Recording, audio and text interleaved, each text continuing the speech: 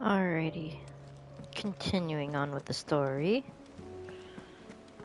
There's something about it. You should have seen him. The thing that... Welcome back, Sid. Welcome back, Sid. Yes. Welcome back. Trip wasn't too much of a pain in the arse, I hope.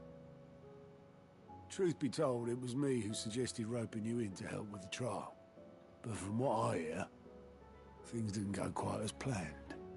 No, they most certainly did not.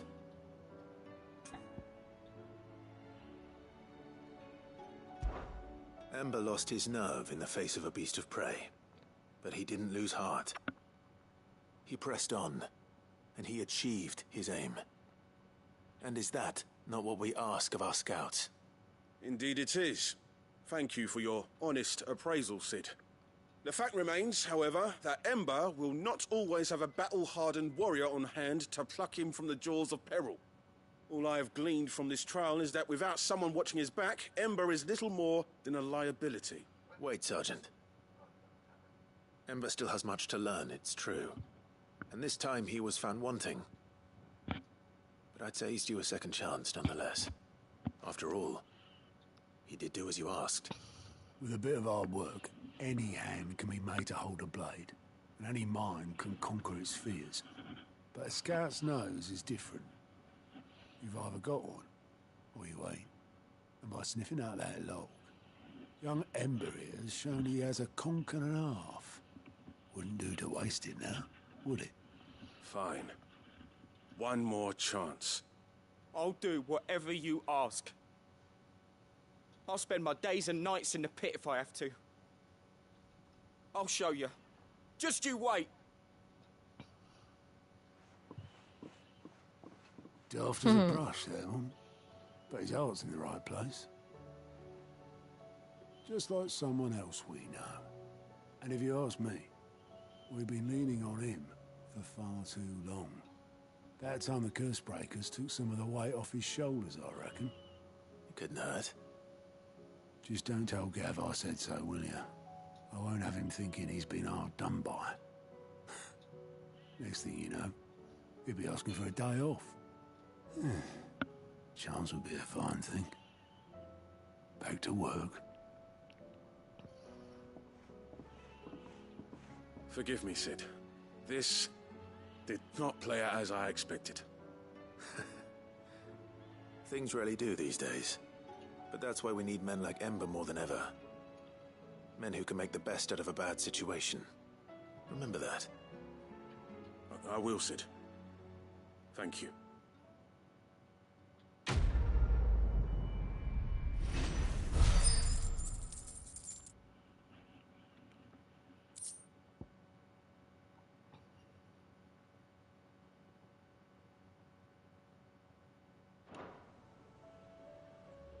Alrighty.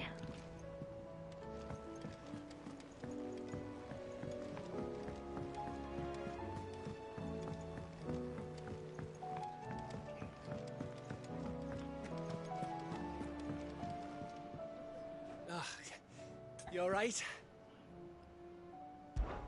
Something troubling you? No more than usual. It's just... Eda's baby will be coming soon, and I wanted to make something for it. I'm sure she'd like that. Back in the north, Aww. families would always make gifts when a bairn was on the way. Yeah, let the little tykes know they were welcome in their new homes, like. So, what's the problem? Well, the problem is that Eda's due any day now, and I don't know if I'll be ready in time. Is there anything I can do to help? You know, there just might be. All right then. What exactly are we making? A good luck charm.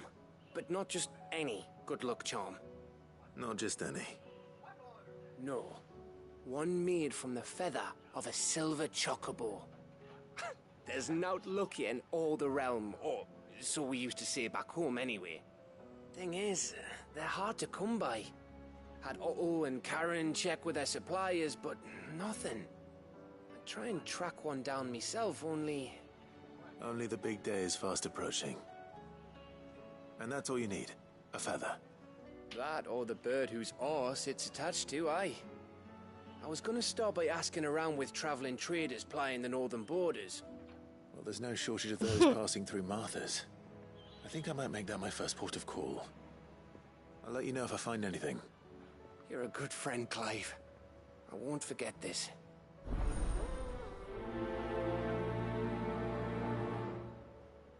I'm sorry, are we just gonna pluck one from our own chocobo? I mean, she is technically white silvered.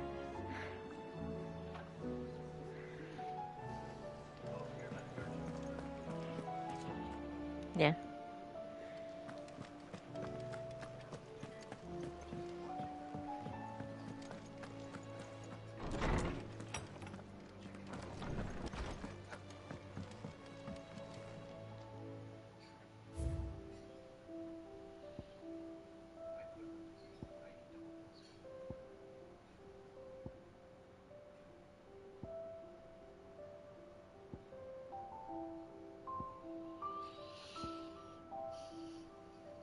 Oh, there's the veil.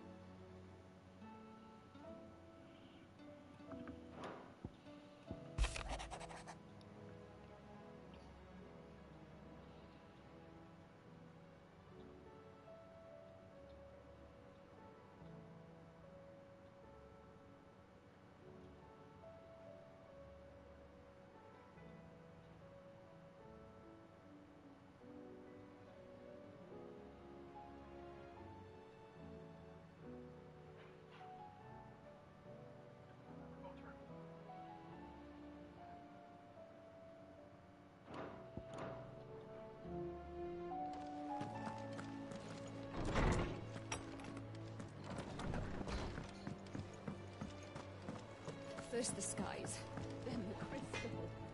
What next? The advent of Great Krieger herself. Say what you will, Lady Karen has seen her. There you are, Torgal.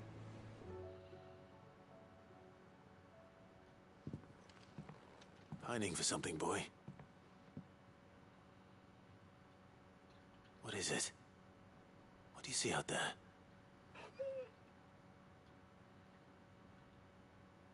I never did ask where you got that anklet of yours.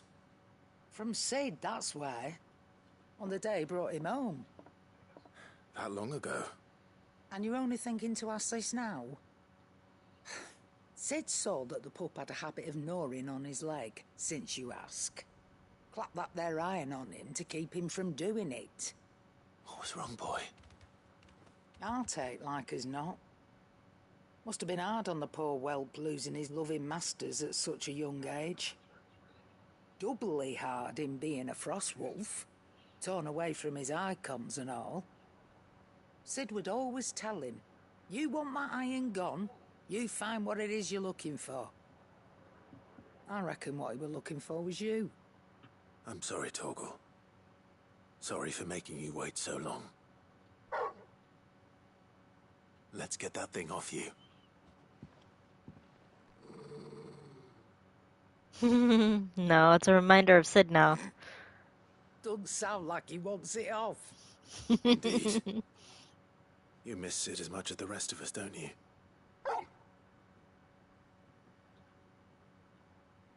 You want me to go with you somewhere?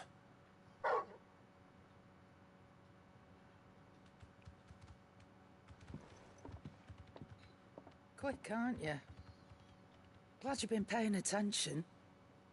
Not nearly as much as you have, Lady Karen. Aye, good thing and all. It's not like Gav would have kept him in nuts and rubbed his belly these past 10 summers. Your kindness is appreciated. You've been a good friend to him. Only because he doesn't talk back like the rest of you. Go on now.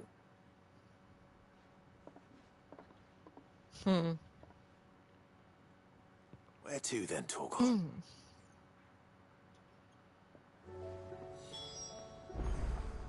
Alright, we'll take care of that in a bit.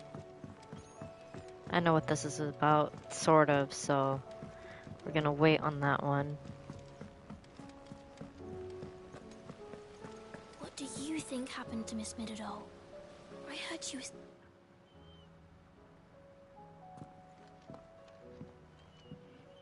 Sid, you have to help us. With what? You didn't take apart another of Mid's contraptions, did you? No. Well, yes. But that's not what we want to talk to you about. It's Miss Midadol. She's been acting strange. Very strange. She's barely ever around. When she is, she acts like we aren't even there. Her head's in a crowd. In the clouds. That's what I said. In the clouds. Well, she does have a lot on her mind. When did you last see her? Not long ago. Right after she got back from saving you from Stoneir. Then it's probably just about the Enterprise. It did take quite a battering on the way there and back. You didn't break it, did you, Sid? You really should be more careful around Miss Midadol's inventions. Don't listen to her. Even if you did break the Enterprise, you could put it back together, couldn't you? But who's gonna put Miss Midadol back together? She seems really sad.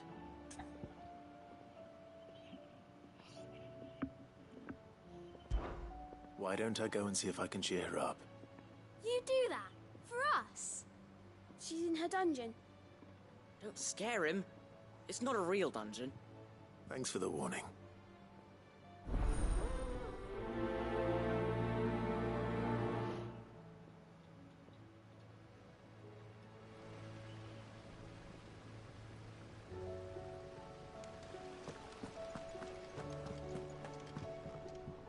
Let's see, what else?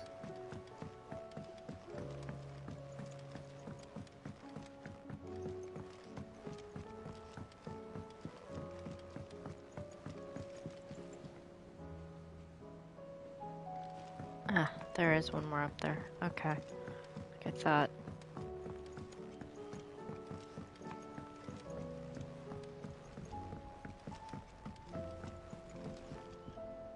Now, how to get up there?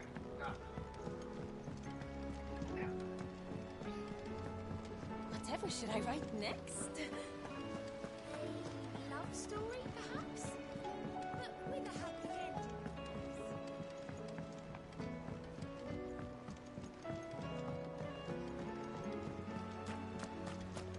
I will not let them be forgotten.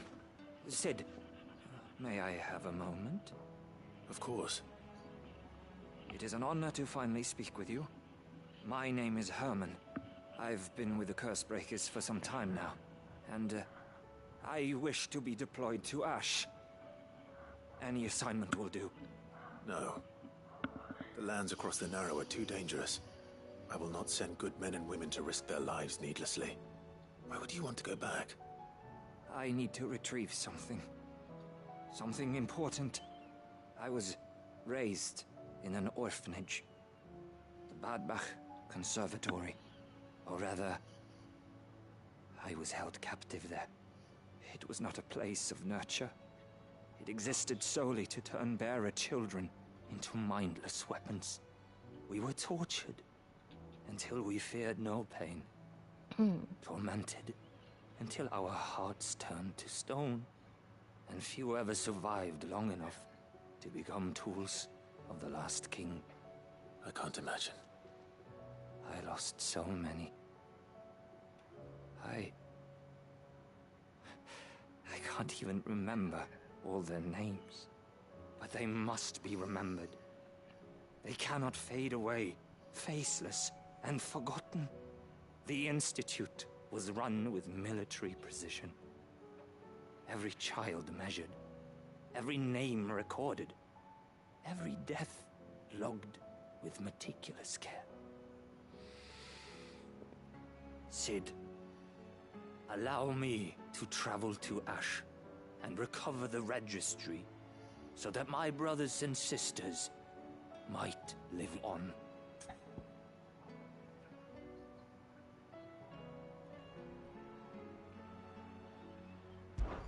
You were a good friend, Herman. But the fact remains that Ash is simply too dangerous. Cid, please. Even should it cost me my life. Too dangerous for you, Herman. But not for me. I'll go to Bad Bach and find the registry. You will? I won't let you risk your life. I don't know how to thank you. You can start by telling me where I'll find this orphanage. Vie de Grace. Hidden in a forest, overlooking the plains. All right. I'll see what I can find there. May the mothers guide you.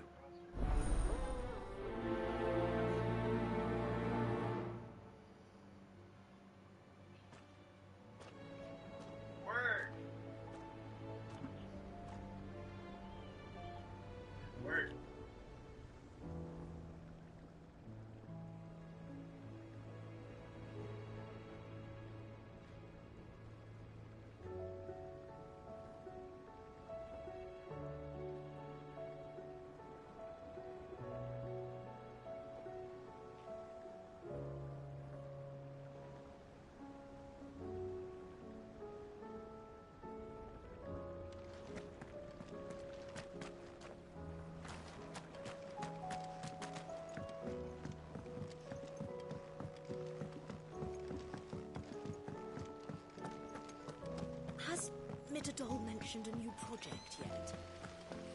Not exactly.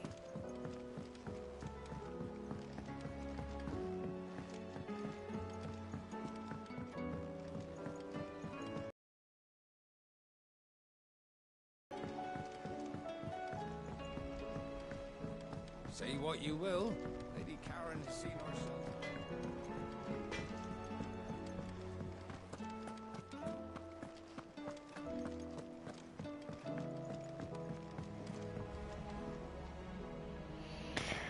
Alright, sorry about that, folks. That was my father coming in, and I don't know why he was trying to intrude or whatever. But, yeah. Sorry about that.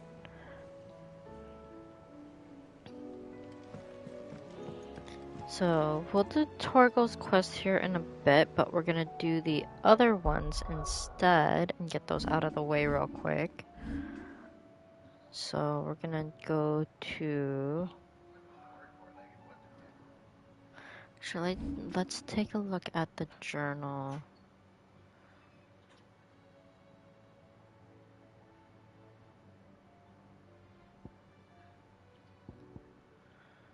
Where there's a well.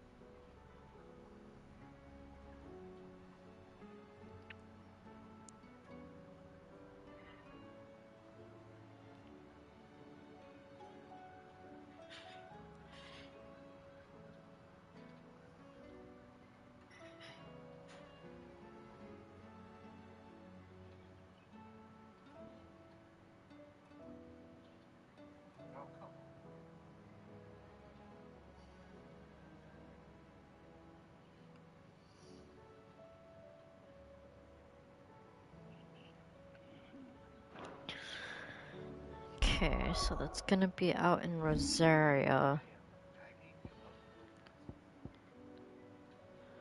So where?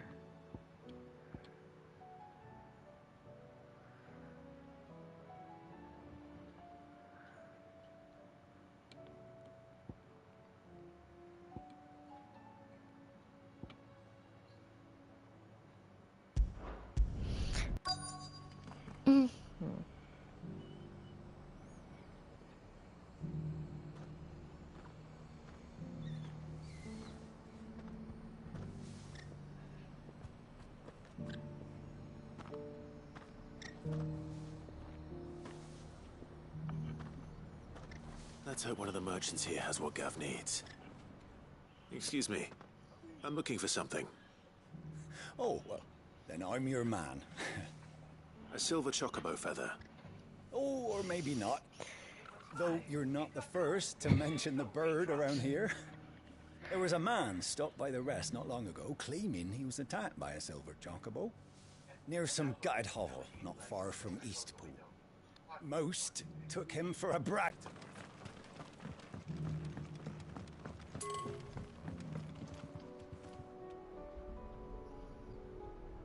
Hmm?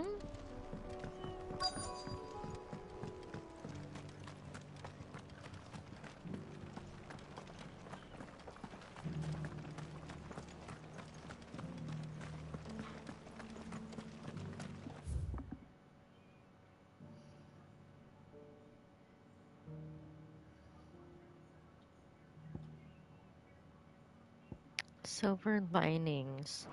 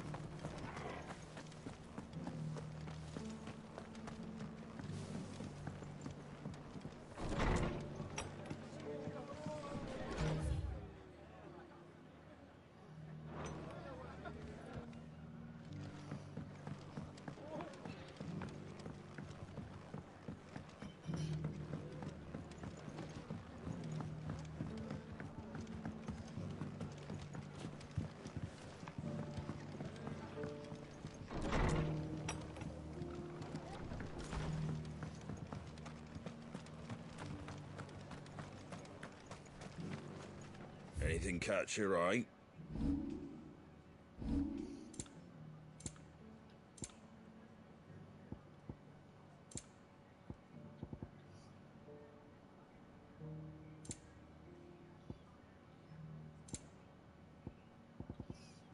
Take care out there, eh? Just because the heavens have gone to Rackaroon, it don't mean... There it is. How do, traveller? You've the look of a man who could do with a new whetstone. Or perhaps a bawdy etching of the Vicerine. Maybe another time. I'm looking for a silver chocobo feather. If that's the case, rumours are all you're likely to find. No one has seen a silver chocobo for years. Word is they were all hunted for their feathers. Some northern nonsense about bringing good luck. Didn't bring them much, nor their bows. If any are still out there, I reckon they'll be doing their damnedest not to be discovered. You're probably right. Thank you anyway.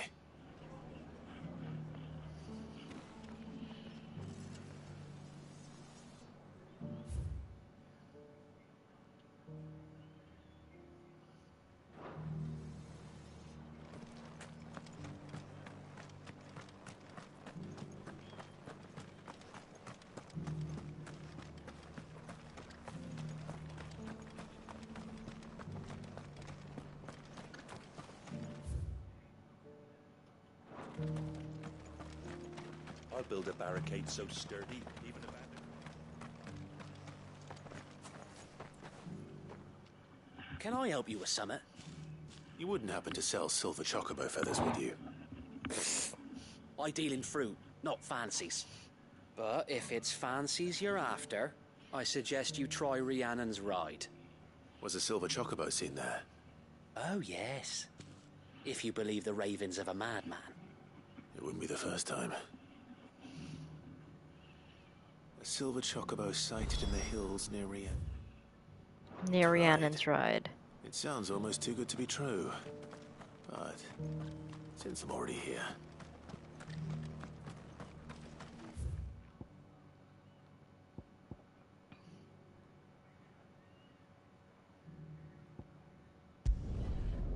Go to East Pool. And then go around.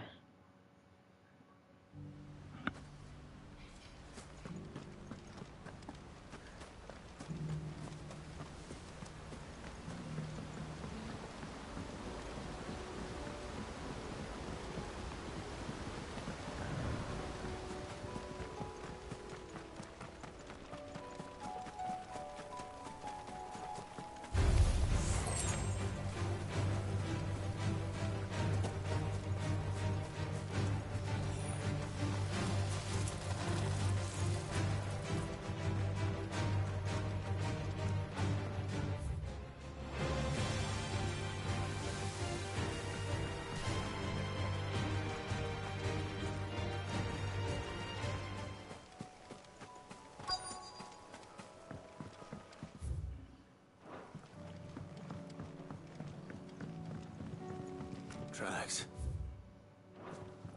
They're not left by bandits for a change.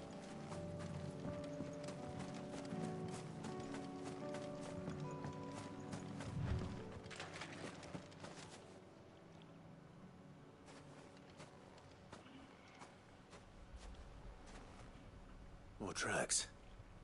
And these look fresh. Hmm. The chocobo was here. And recently. Perhaps it still is.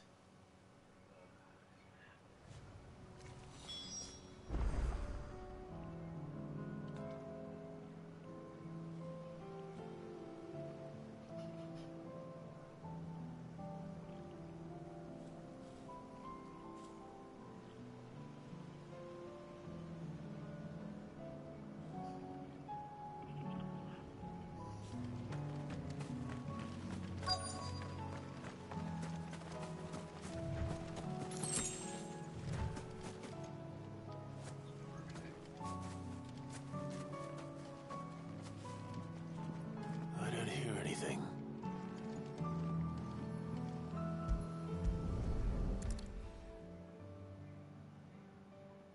Well, I'll be damned.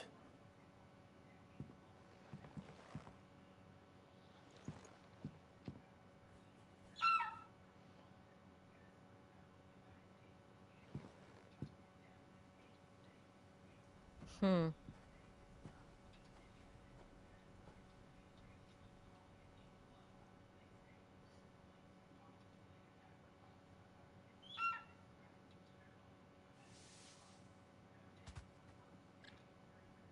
It's all right. I'm not going to hurt you. Just borrowing a feather for my friend.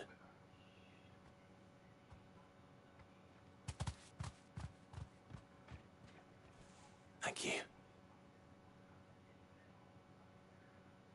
Let's get this back to Gav before they change their minds.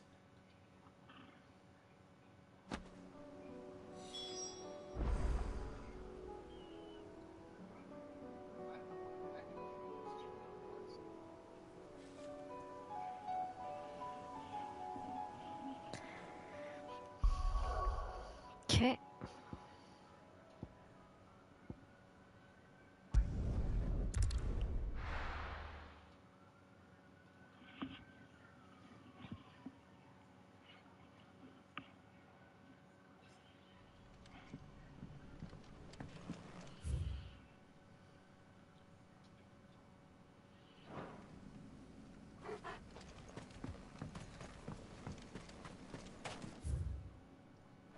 Yep, this way.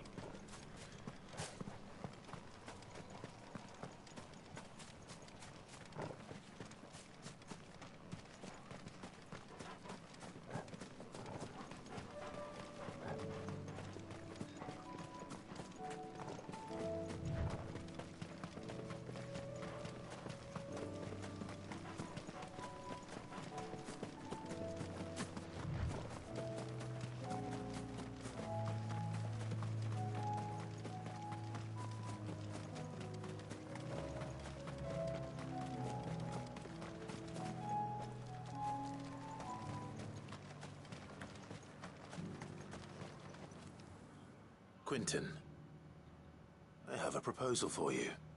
Do you now? Something tells me you'll be asking more of me than a cask of Gotand gold.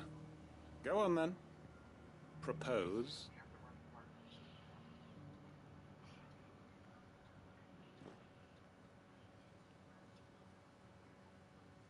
You'd have me convince the chiefs and chamberlains of the realm that they should simply swallow their pride and do the one thing that has proved impossible for thousands of years. Was there anything else? Perhaps I can fetch you a meat pie as well. I know it's a lot to ask, but I can think of none better suited to the role. And you'd have me give up what little I have left to do it. I told you, Clive. The people of Lostwing are my family, and I cannot abandon them. You'll have to find someone else. I'm sorry to hear that. So am I. And why might that be? What he's asking. How's it any different to what you've done so far? They want you to speak for those who can't speak for themselves. That's what you do best. If it's the vineyard you're worried about, we'll see that the grapes are picked and the tons filled. You know we will. It's not that. Then what is it? You said yourself we're family. Don't you trust us? You know that's not what I'm... Then what are you saying? That only we are worth saving? Why turn your back on everyone else? You convinced us we could build new lives for ourselves, and if you can do that, who's to say you couldn't convince the entire realm? A stirring argument. I fear that any rejoinder I make might fall somewhat flat by comparison. So you'll join us? Where do you need me? Field Marshal Havel will want to speak with you in person. He's currently in Port Isolde. I can arrange for a party of Cursebreakers to accompany you there. That would be very much appreciated. I hear the roads are far from safe these days. Hopefully not for long. My uncle will want to know that his plan is taking shape.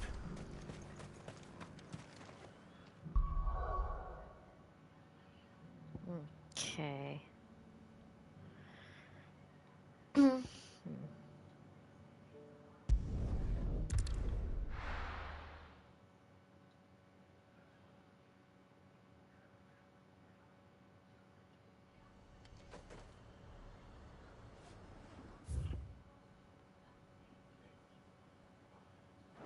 Oh yeah, we're gonna be a while to get there.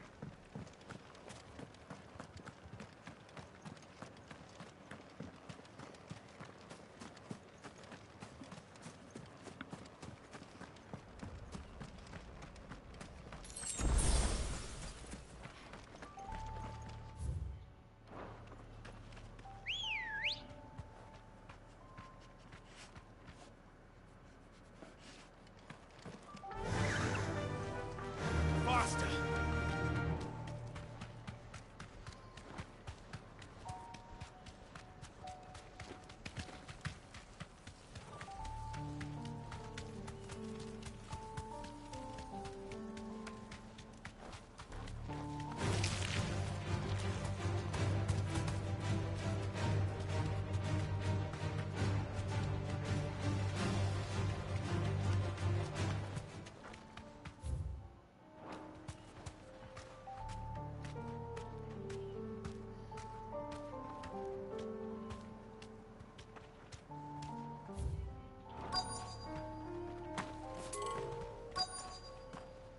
Might this be Mickelberg?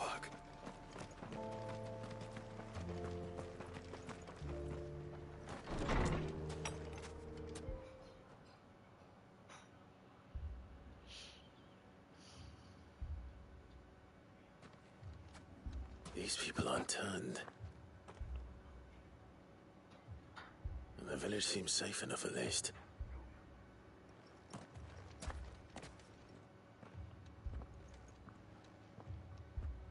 What is going on here? Ah. Did you, too, heed the call? Heed the call? No, I came here looking for someone. To be honest, I wasn't sure I'd find him here. Let alone all of you. Is that so? What are you doing here? Is this where you live? It is my home. The others, they heeded the call. You keep saying that. What do you mean? They came here to perform the rite, just as King Barnabas instructed. This village is their altar, where they shall cast their souls upon the gentle waters and give themselves to the Lord. Give themselves? Oh, Lord, cleanse us of our sins. Let us be reborn in your loving arms.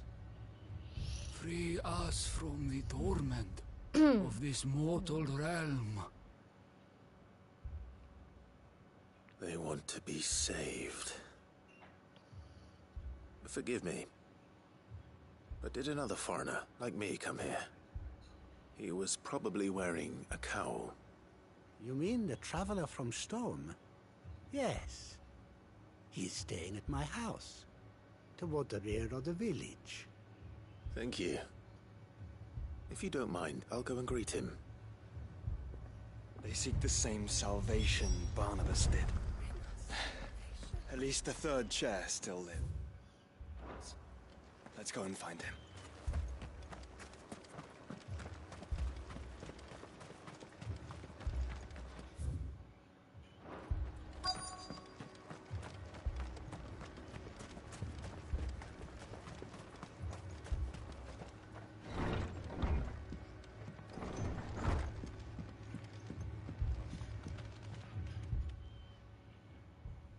Excuse me. Are you with the Undying? I am. And so it would appear, are you? Lord Rosfield, if I am not mistaken. That's right. And you must be the third chair. I am. Cyril was worried for your safety. He sent me to find you.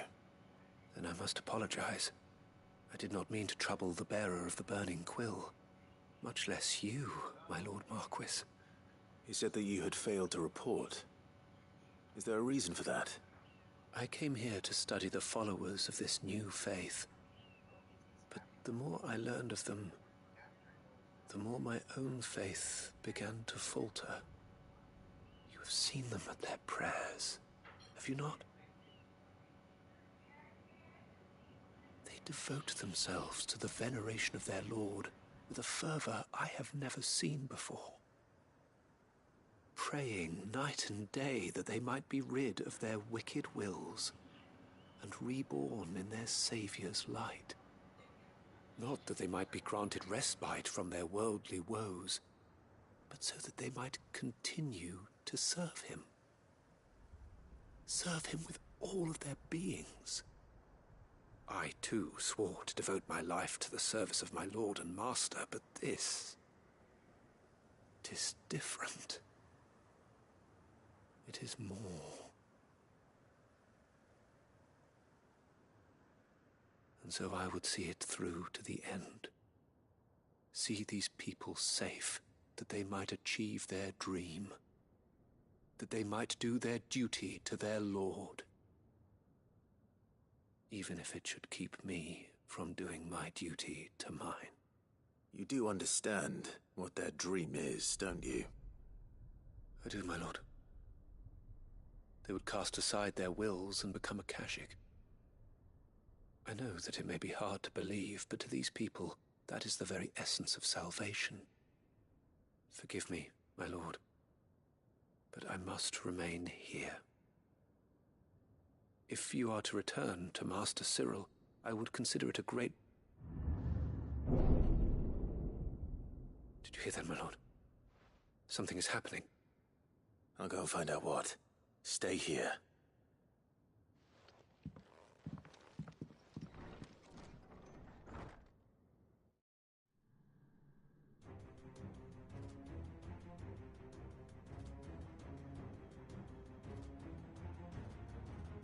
Beneath the flood.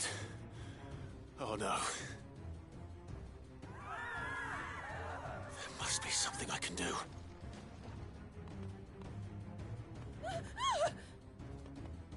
Echoes as well. Found her. Ready, brother?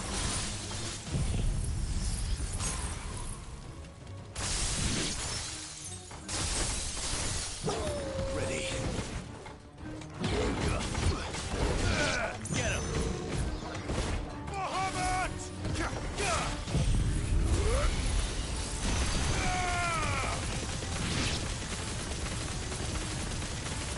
Ogle, kill!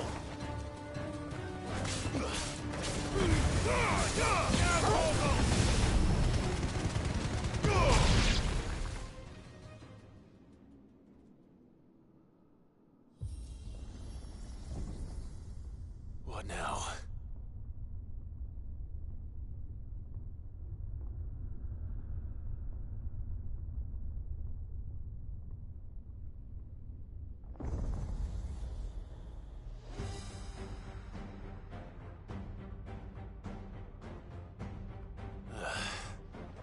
We meet again. I've killed your kind before. All yours, Torgal! Nice try.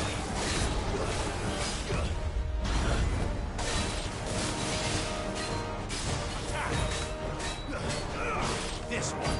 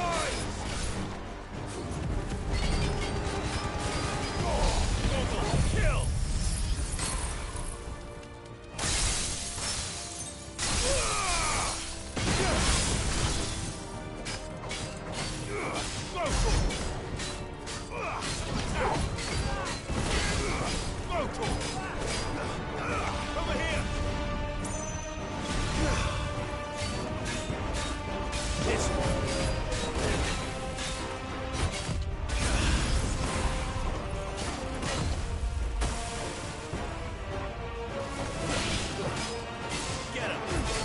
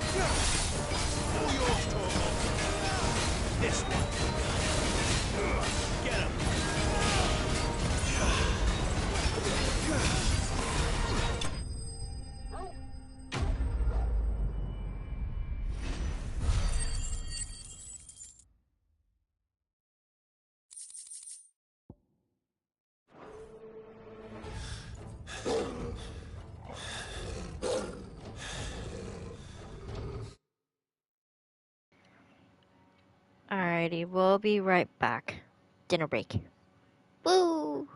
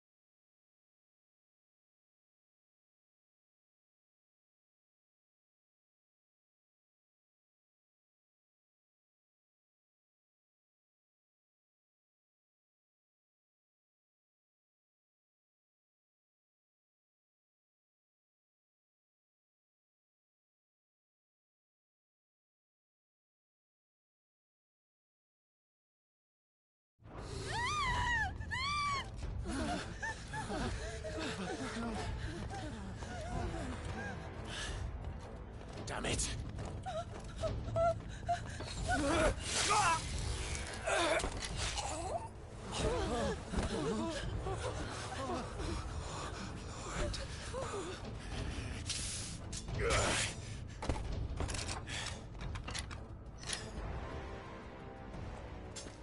Don't you die. Come on, speak to me. I had to save them, that they might have a chance to find true salvation. By devoting themselves to the service of their Lord. Just as I did, when the Undying plucked me from the gutter and gave me a cause to believe in. A duty to serve was everything to me, and I would not deny them that fulfillment, even if they must become a Kashik in order to achieve it. Forgive me, my Lord Marquis.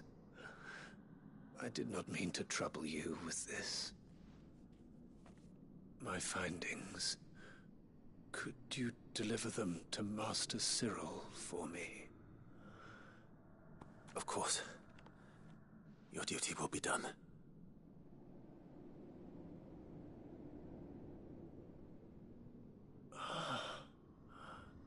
Look, my lord. They are saved.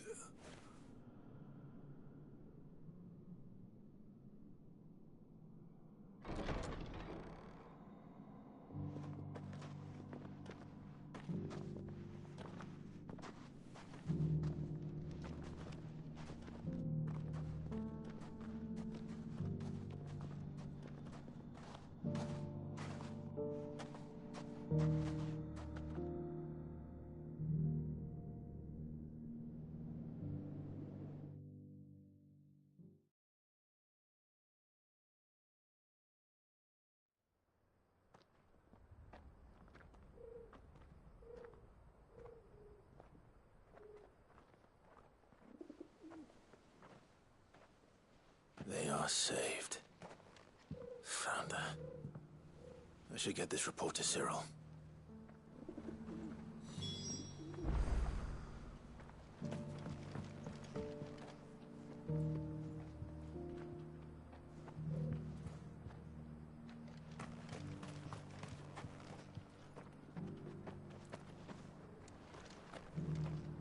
Here, take a look at my wares.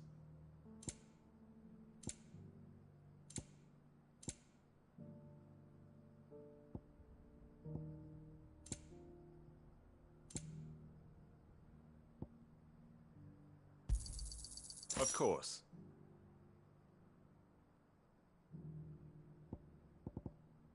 Come again.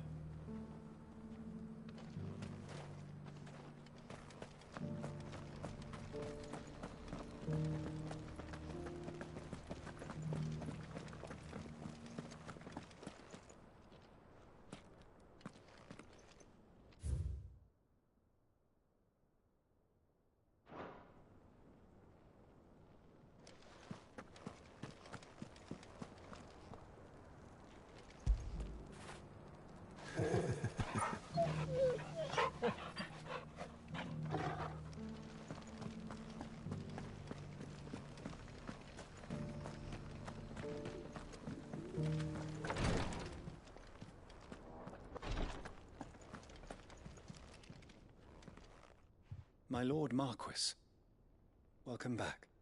I am glad to see you hale and whole. I met with your third chair, Cyril. He bade me deliver his findings to you.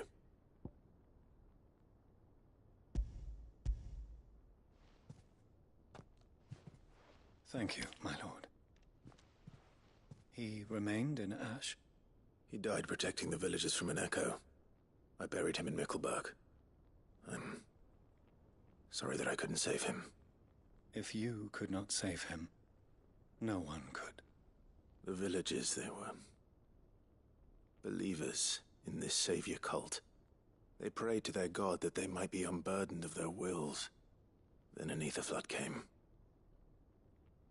wish was granted. Your brother sacrificed himself that they might live, even knowing that that life was death by another name. Then he perished defending liberty.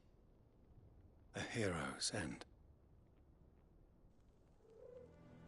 For the right to choose how one dies is no less sacred than the right to choose how one lives.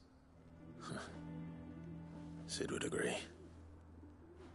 He wanted to build a world where people could die on their own terms. A noble ambition. To die for one's cause is the most perfect expression of one's faith. It matters not how misguided others might judge one's decision to be, only that the decision is one's own. We live according to the teachings of our order. We believe in them, we protect them, and yes, we die for them. For better or worse, that is our creed.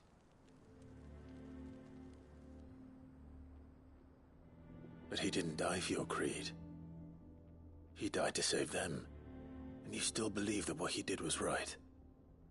I believe that he believed it was. We of the Undying are not slaves, but willing servants. And this was his will, the ultimate expression of it. All right. I'd like to know this man's name, Cyril. To know the names of all the Undying who've fallen in the line of duty. They died serving my house. It's only right that I remember them. That is my duty. Of course. I shall fetch the Book of Martyrs at once. My lord, it has been, and shall ever be, the greatest honor of my life to serve House Rosfield. Though our duties may differ, yours is no less important. I pray with all my heart for your success.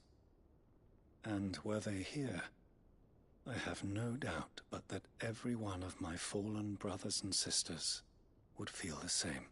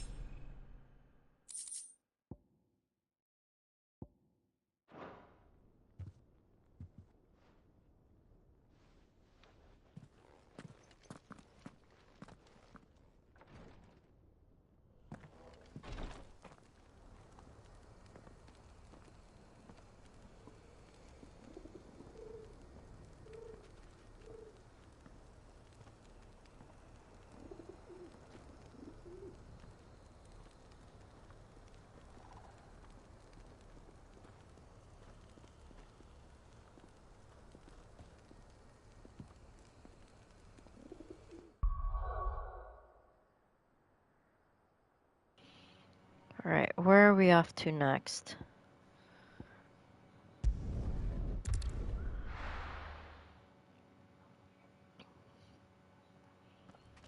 We still have a mission here in Waloed.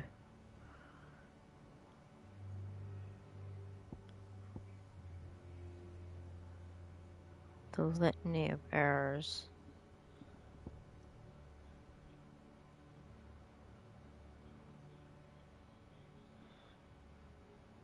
So we have to exit Waloed in order to go this way.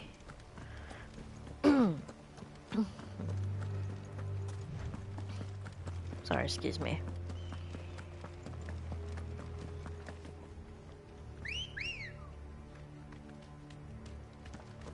Good girl. Faster!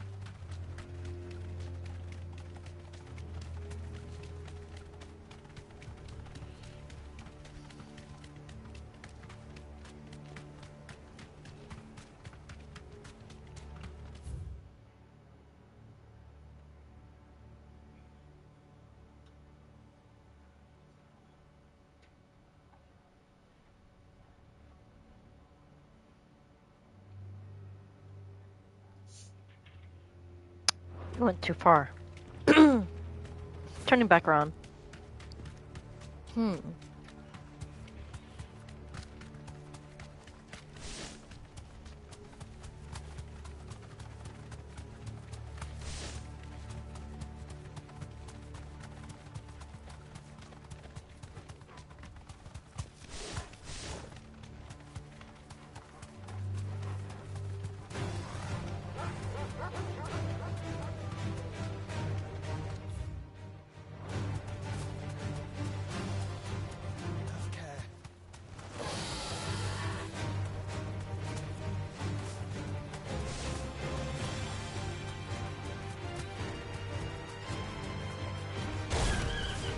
Ah, ow. Seriously, you hit my chocobo? Nah, I'm not even gonna go back now. You come here. You deserve to die now.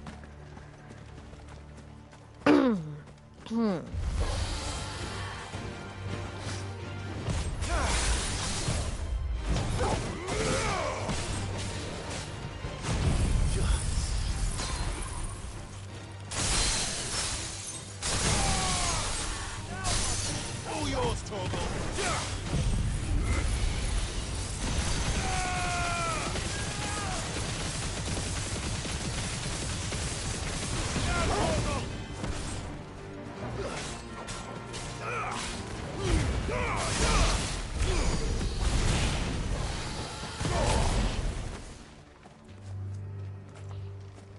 That's what you get.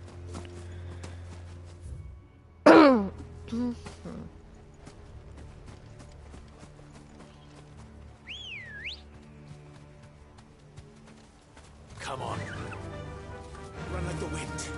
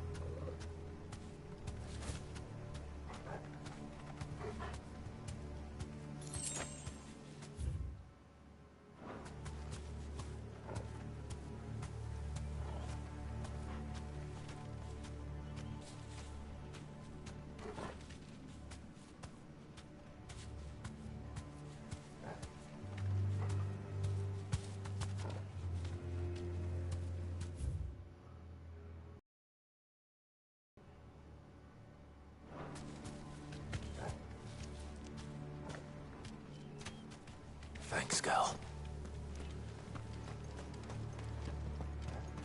This must be the orphanage. Hopefully the registry is still here. Okay, so this one's the orphanage quest.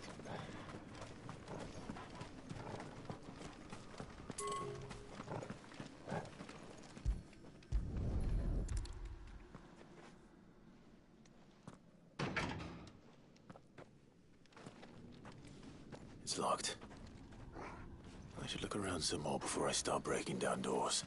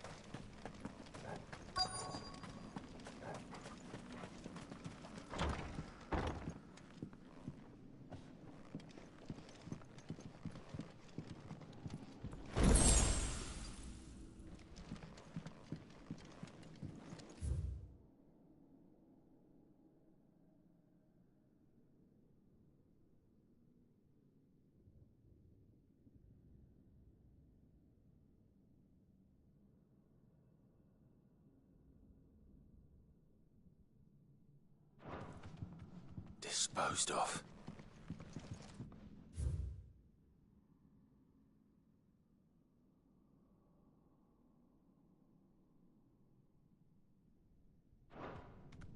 Conditioning. This is nothing short of torture. Herman wasn't exaggerating. It's a wonder he survived this place. I need to find that registry.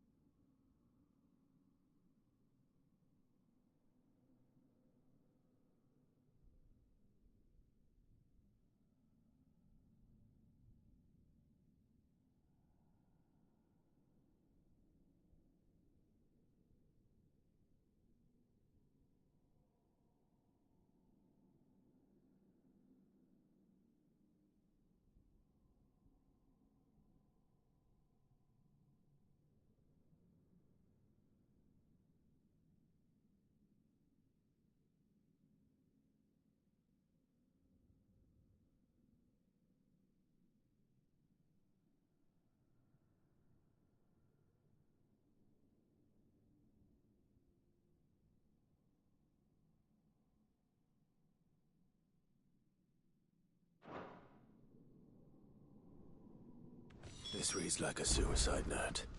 Did the director go through with his plan? There's only one way to find out.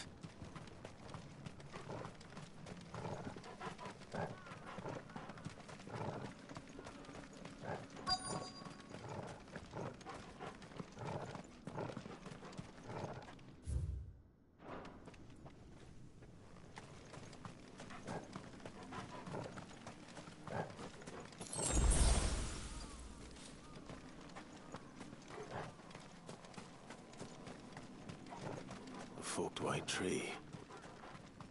This must be the place.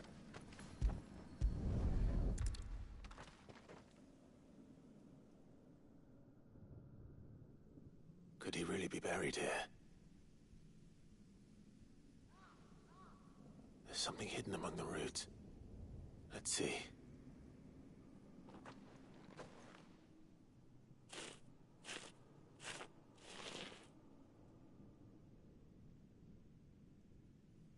This must be the registry.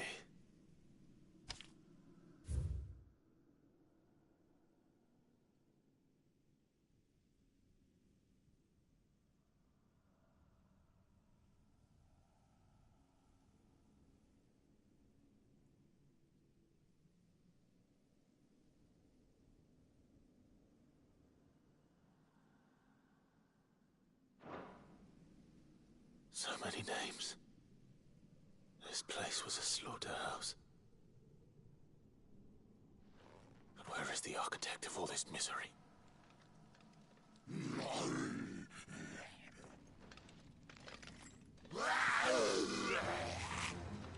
It was only a matter of time, I suppose. This place is cursed.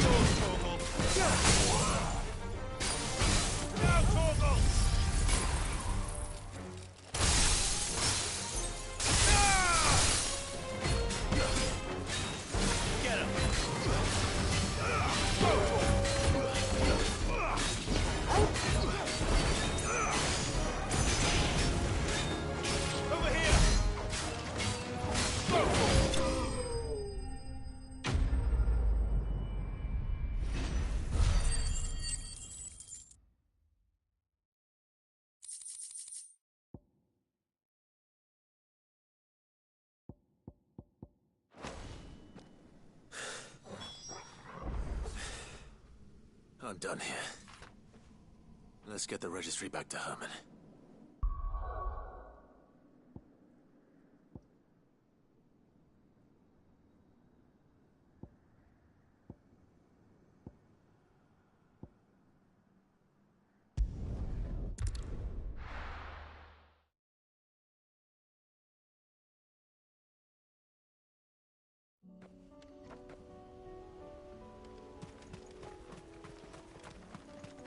Unwavering will and an unbreakable bond.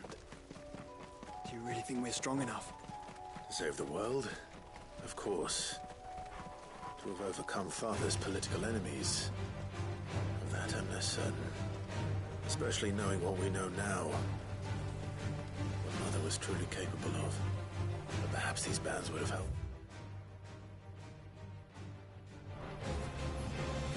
Knowing he was with us would have made all the difference.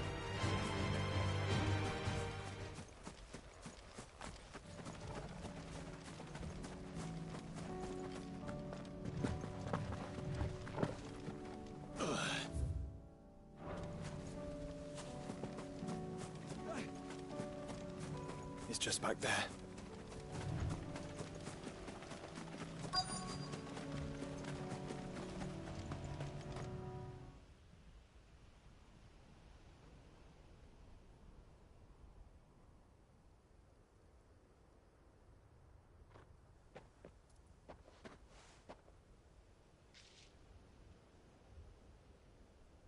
Father always fought for what he believed was right.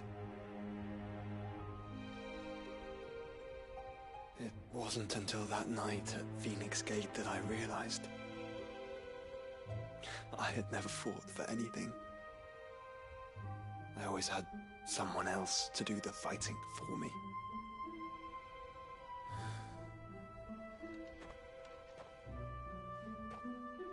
No matter how fate conspired against him, he never lost heart, never looked back, never stopped fighting. To me, he was the greatest of men. And I've been trying to live up to his ideals ever since.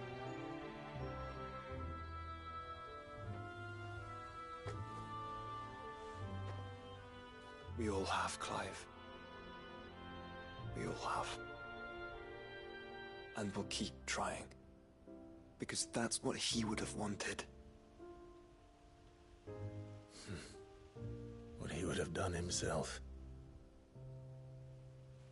Even if it meant standing against the very gods in the heavens. I shall be borrowing this, Father, if I may. That you might watch over us as we follow in your footsteps.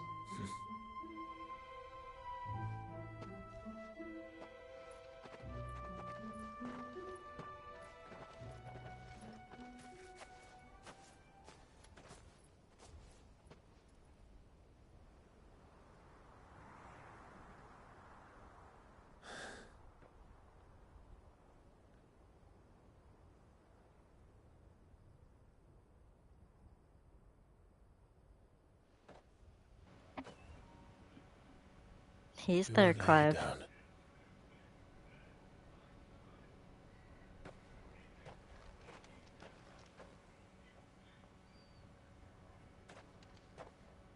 Onward then. Onward. To the end. And to a new beginning.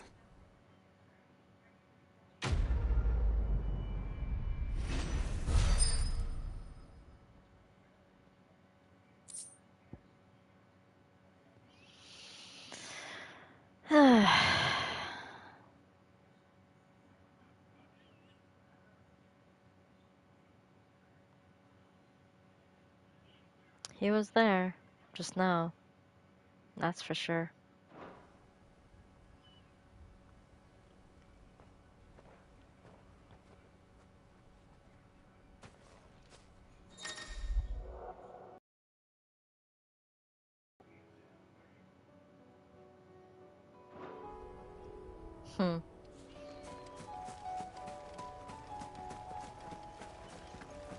Sweet.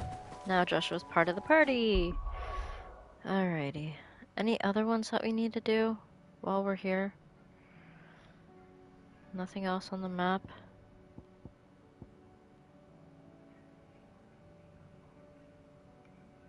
It's all done? Okay.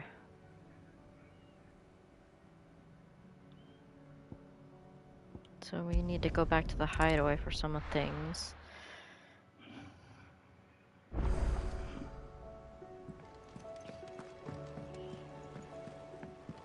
Okay, that's Torgal's mission. Uncle, I bring good news. The Field Marshal has agreed to your plan. Ha! Of course he has. I didn't doubt you for a moment, dear boy. Rutherford is accompanying him back to your manor in Port Isolde as we speak. They will await your return there. As will one other. One other? Who, exactly? Lord Havel was concerned that even if he could get the realm's armies to agree to an accord, he might not be as successful in convincing those with political power. He asked if I might have a solution, and I suggested a certain Imperial Lord Magistrate turned Liberator. One of your co-conspirators? Master Quinton would probably call me one of his, but yes. Another outlaw, then. Just the thing we need to put these rotten politicos in their places. Good thinking, Clive. I'm glad you approve. The more the merrier, eh? Uncle, assuming Havel and Quinton can solve our problem with the armies, you still haven't mentioned how we might manage the grain shortages. Oh, don't you worry, my boy. The 7 high houses will be seeing to that. They have all agreed to make the most generous of donations. Oh, of course, it did take a little persuasion, but luckily I had some unexpected help. From who? Why, you, my boy. Rumor has it that you rescued the Lady Ariane's head steward Rockford from a horde of bloodthirsty bandits. It was more of a handful. Well, the old battle axe was so pleased. She had a shipload of talents delivered to my private docks by the next new moon. And when the other houses saw the parsimonious old crone's purse strings finally loosen, they as good as tripped over themselves in the rush to follow suit. I'm happy to hear it. Now, I must be getting back to the manor. Join us there at your earliest convenience, would you? Of course, Uncle.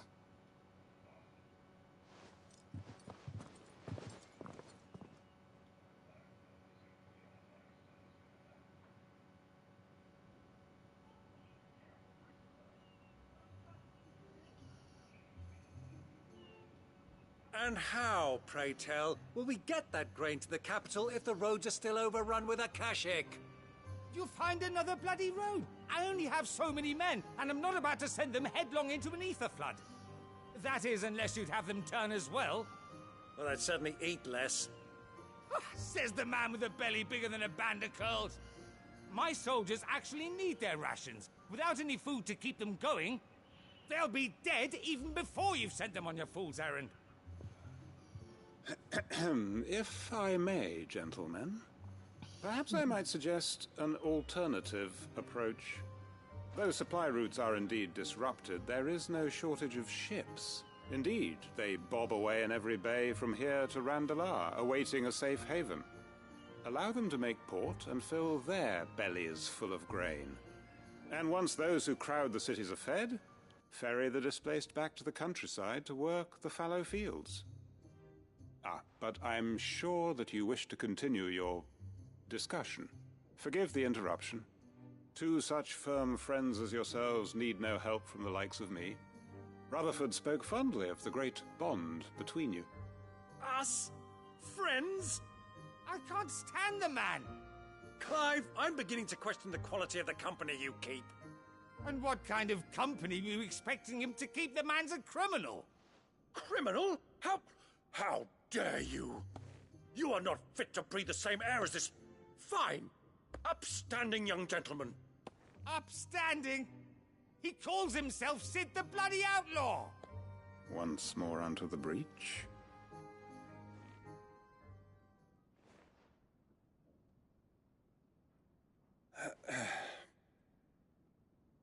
Shall we begin again? What we seek here is not to create a new nation, nor to claim the thrones of those that already exist. We wish simply to bring stability to the realm that mankind might weather the current storm. And to do that, we must convince those in power, the generals, the statesmen, the nobles, that our cause is just. There will be disagreements, yes, and I imagine some resistance, much resistance. But we cannot let that deter us. If we show them the path, show them that we walk it ourselves, then I am confident they will follow. The fate of the world lies in my nephew's hands, but the well-being of her people lies in ours.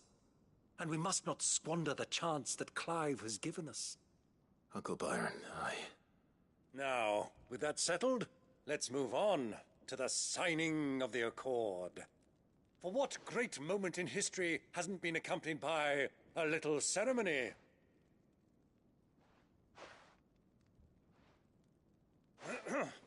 Citizens of Valisthea, I present to you the Triunity. Rutherford, Mike Will.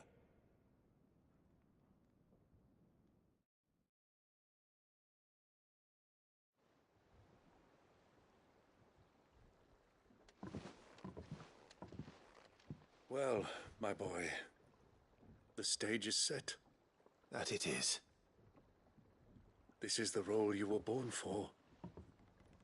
Now I ask only that you trust in the talents of your supporting cast.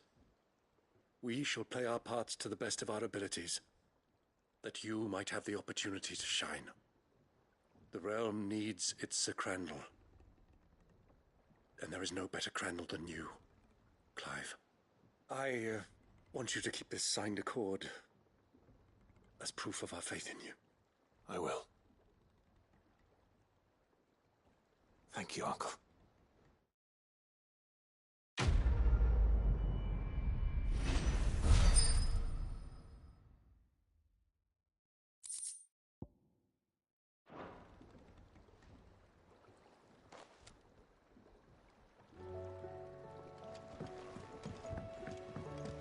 What do you think that thing is? And how the hell is Sid gonna deal with that?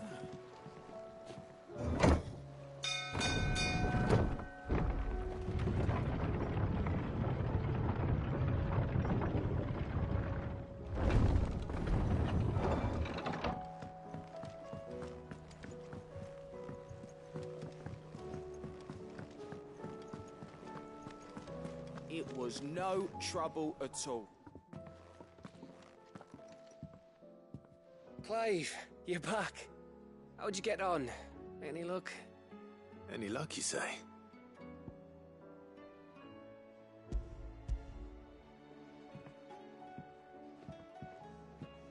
Crystal's crack. Is this what I think it is? Where in the hell did you find it? It's a long story.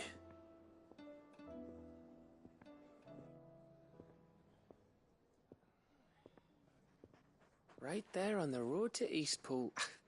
Who'd have thought it? Everything up there's been abandoned for years. The empty cabin made for the perfect shelter. Though I fear my presence may have forced the poor creatures to look elsewhere. Don't blame yourself, Clive. The Blight's right on Eastpool's doorstep. They'd have had to move on before long, even if you hadn't have turned up. They'll find a new home. Trust me. After all, that's what us endangered animals do. Anyway, what matters is, you managed to nick us one of their quills before they could run off. And now all that's left is to fix it to the carving. I didn't know you could carve. Reckon there's a lot you don't know about me. Like the fact I'm as good with a whittling knife as I am with a sword. And that bone Ember gave me's a dream to work with. What did you say it was from again? An Avis? But it weren't your Avis, Sid.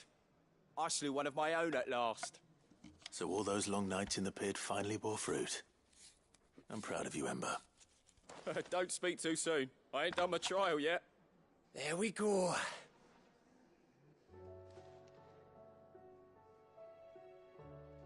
What do you think? I think if you ever hang up your scouting cap, you'll be able to make an honest living. Oh, will I? I should go and see if Ed is awake. Give it my best. You can give it to yourself. Come on.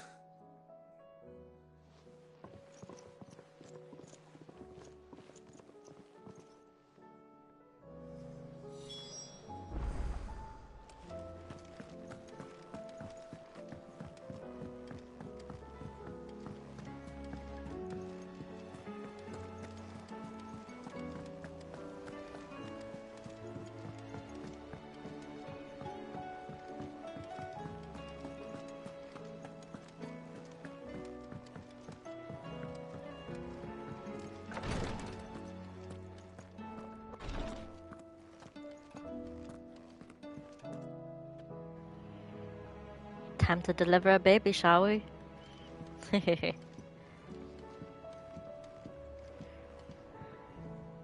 Ah, me lords. How are you feeling? Well, thank you. Is something wrong? Wrong? No, nothing like that. What it is... Go on, please.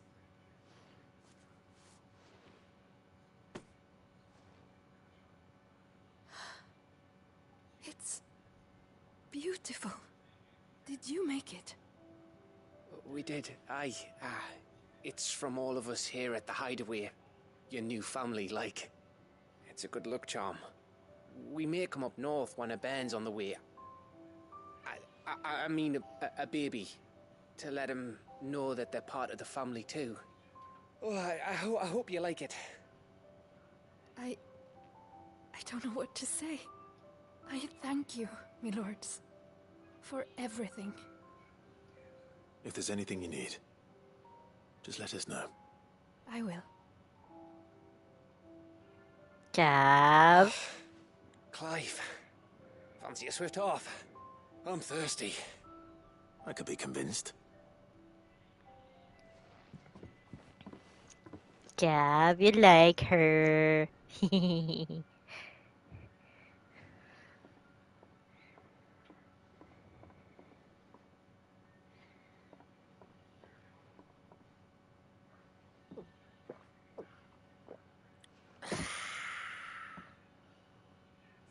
Don't you think you've had enough? No, we're celebrating. I'm gonna be a father.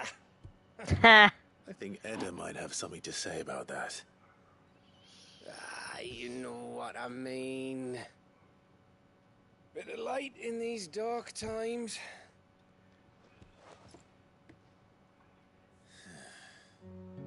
Wasn't long after me 10th name day. My mum told us she was with child again. I was over the fucking moon. I was looking forward to having a little one to lord it over. What with me being the runt of the litter. Thought I'd finally have a chance to prove to the world that I could be a big brother. Imperials came the day she went into labour. Had myself a baby sister. And then I didn't. My whole family gone in a blink, while I hid in the cellar like the spineless little arsehole I was. Great brother I turned out to be.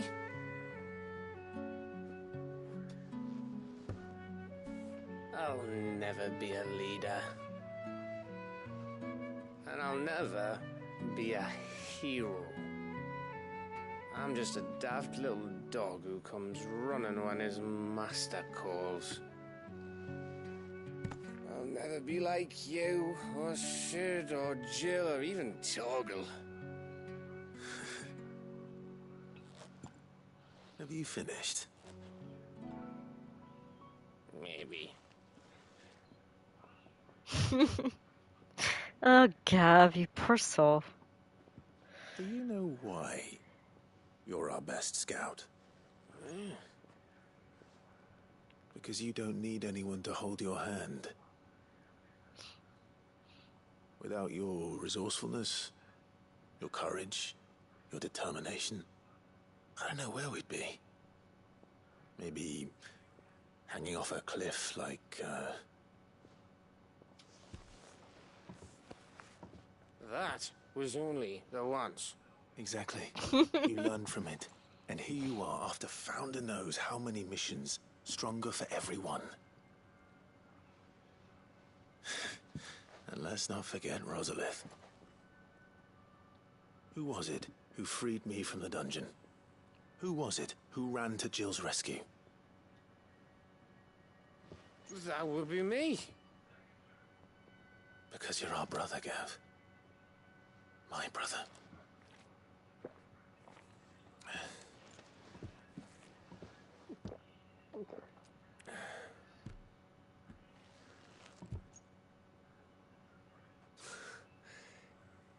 Your brother.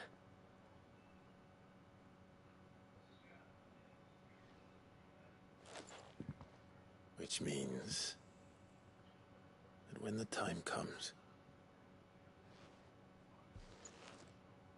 I get your room.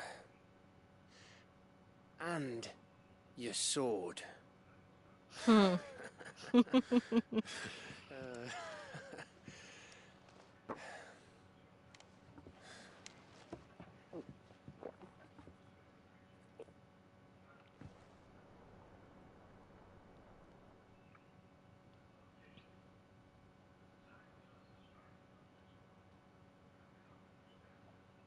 I may have had one too many. you may have had 10 too many. I said I was thirsty. Better get back to work anyway. After I walk this off. Clive? What is it? Thanks for, you know. I know.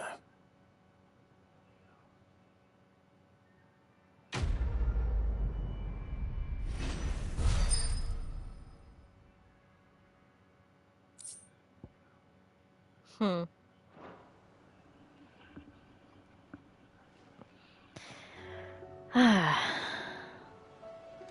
Good old Gav. Think they'll come back? Of course they will. It's just a big crystal.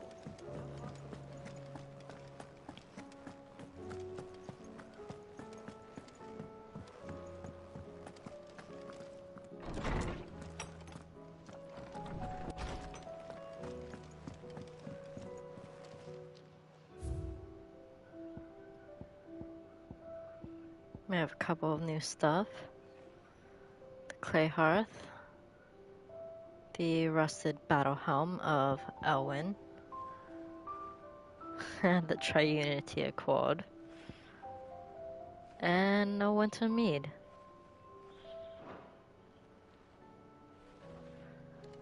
Very nice.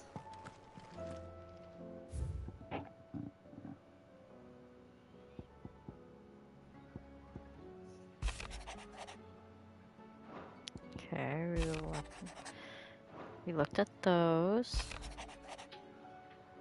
A note of thanks from Cyril.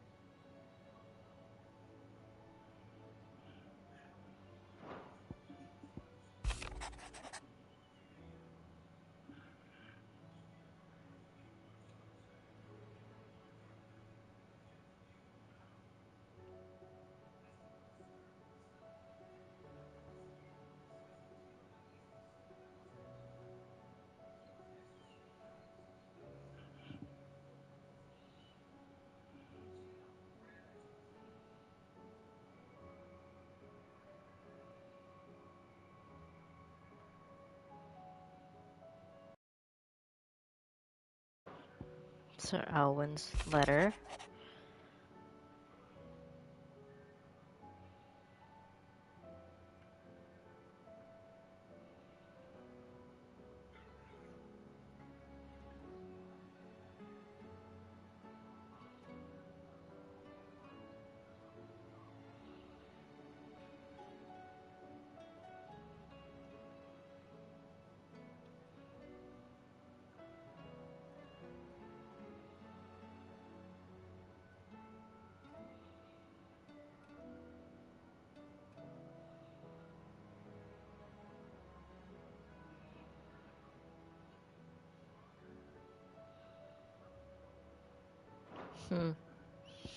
Oh, Joshua.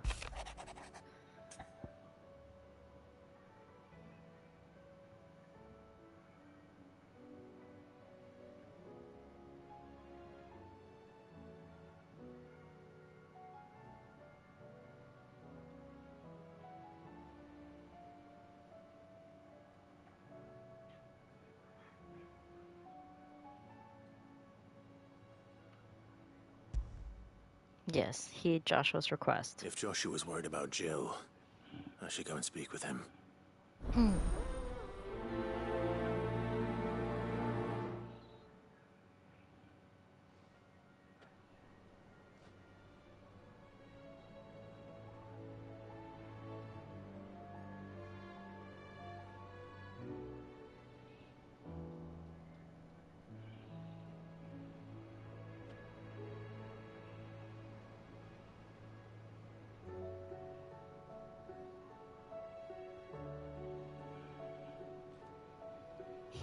Hey.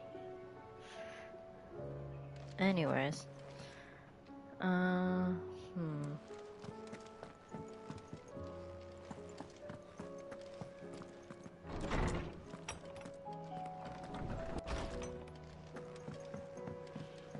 Sorry, Torgal. I'll get to you in just a moment, okay?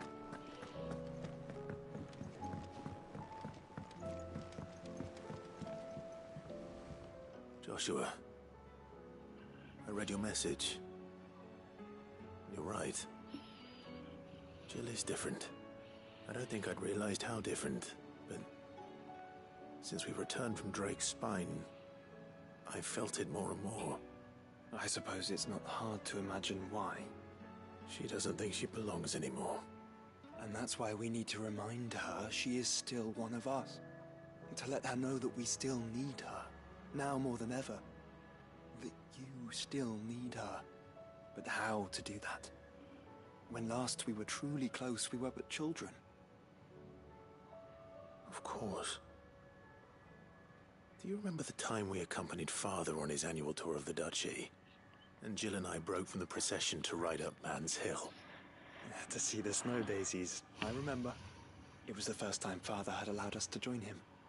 And when he realized you were missing, he had the entire retinue down to the pot boys combing the countryside. In the rain. A thunderstorm forced us to take refuge in a grove of oaks before we'd even made it halfway there. It was the Lord Commander who finally found us, and needless to say, he was none too pleased. Then it seems you and Jill have unfinished business. What do you say? Man's Hill. It's not that far. Oh, true. Though I suspect it is also much changed. Little in southern Roseiryu remains as it was when we were children. You're saying I should go and scout the area for bandits? I'm saying we should first go and see if there are actually still any snow daisies left. What would you do without me, Clive? I think the voice actors had a little bit of fun on this one.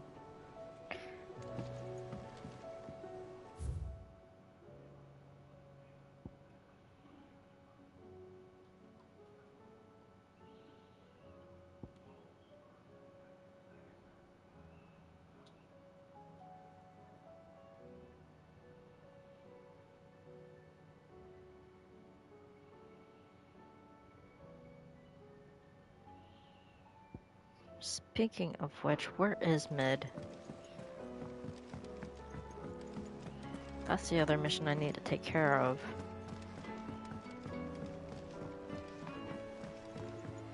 Say what you will. Lady Karen has seen our...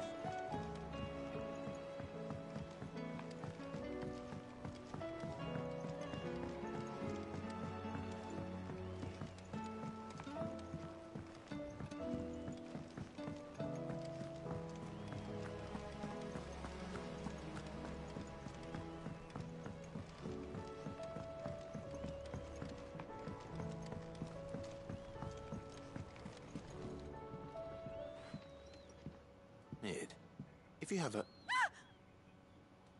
That's it! I knew it! The answer was right here under my arse all along! If this doesn't steer to the skies, nothing will! To the skies? You aren't trying to give the Enterprise wings, are you? What else would I be doing? The children seem to... They're worried about you. Is this really so important that you need to shut yourself away from everyone? The Enterprise is already the fastest ship in the realm, and that's with the sea beneath her. But what if she weren't bound to the waves? What if she weren't bound to anything at all? It's not fair. The gods get the skies all to themselves, so I'm gonna do something about it. The Fallen had their chance, but they relied too much on magic. And see where that got them? But not me. I've discovered how to do it without. Well, almost. First I need to make a prototype. And is that a one-woman job? Are you volunteering? I'll have you know the Enterprise is my baby. But if a godfather's offering to lend a hand, I'd be happy to take it. First, I'll need oil, and not just some old drippings from Miss Molly's spits in the tub and crown. Refined stuff, like they make in Ordil. Then I'll need some bone, or shell. Light, strong, preferably no longer attached to the beast it belongs to. If it's beast bones you're after, I'm sure the curse breakers will know where you might find some. No, they'll know where you might find some. You're the one who offered to help, remember? I should speak with one of the curse breakers before I set off for Old Hill. See if I can't find this bone while I'm there as well. Has Midadol mentioned a new project yet? Not exactly.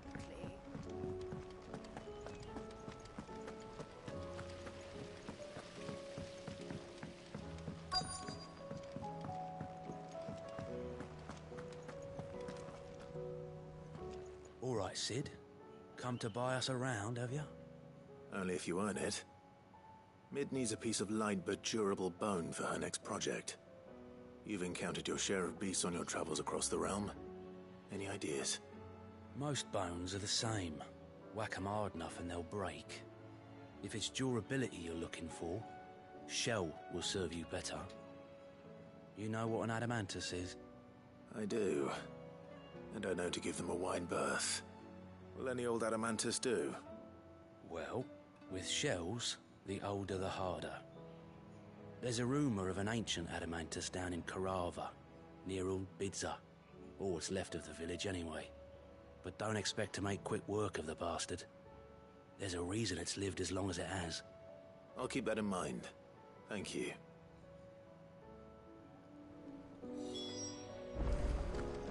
Okay.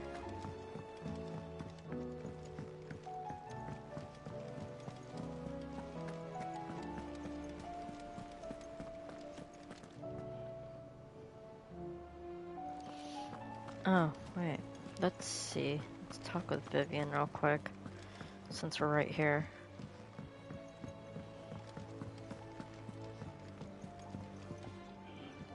Vivian, I read your note, and I'd be happy to help you find the book you're looking for.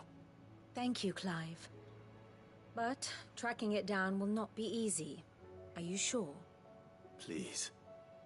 You have always granted me your wisdom and insight whenever I asked. It's only right that I return the favor. Or at least attempt to. You are too kind. Alas, what I ask of you is rather more trying than delivering the odd lecture. I spoke with Harpocrates to see if he had any inkling as to where another copy might be found, but... But perhaps it is best that you hear the details from him. If you say so. Forgive me, Clive, for asking this of you. But this book, it set me on the path to becoming who I am today. Its importance cannot be overstated.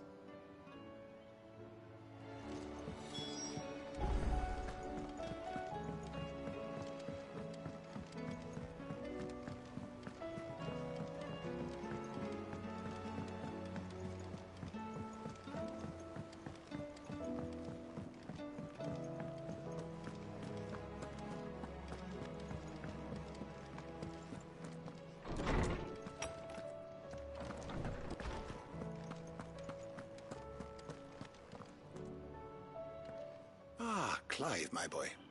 What a pleasure it is to see you. Hippocrates. There's something I need to ask you. I've been charged with locating a book called From a Distance. And you seek a rare gem indeed. One whose name I had not thought to hear from your lips. You've been talking to Vivian. Right as always. But she didn't seem keen to tell me very much. I take it she didn't like what you had to say. And yet I gather it did naught to dissuade her. Clive, if the young professor has tasked you with obtaining a copy, I fear she asks the impossible. The executors would not allow it. The executors? Coveters of Secrets. A clandestine organization committed to the collection and intenebration of forbidden texts and technologies. One such text being the tome Vivian seeks, chronicling as it does the true history of the enslavement of bearers. A tale which could overturn the established order were it ever to become widely known. Or, so rumor has it. I've never actually read the thing, or even set eyes on it for that matter. How is it that I haven't heard of this organization? Why, secrecy is the executor's watchword. They lurk in the shadows, emerging only to seize that which must be seized, be it books, inventions, or people, before disappearing again, leaving nary a trace. Which would explain why Vivian's copy was snatched from her grasp not long after she found it. By the hand of the executors, yes. But what drives them? Self-interest or ideology? Fine question. Sadly, all that is known of the executors can be recounted in a single breath. You may just as soon ask me of their origins, numbers, or the identities of their leaders. Any answer I give would be pure speculation. Then my hunt was doomed from the first. What was Vivian expecting? That I'd pluck it from thin air? Not from thin air, no. From ash. Rumors of the executors are rife among the scholars of Storm, but rather less so across the strait. I have a friend. Well, I had a friend in the village of Garnick, a collector of rare tomes, upon which subject we would oft correspond. Alas, I have heard naught from him since the skies fell dark. And no doubt he, too, has turned. But, though he did not mention it by name, it is possible that a surviving copy of From a Distance yet rests upon one of his many shelves, quietly awaiting discovery. If you were, by some chance, able to save even a single book from the poor man's library, I know his soul would rest easier. Very well. When I next find myself in Waloed, I'll be sure to pay Garnick a visit.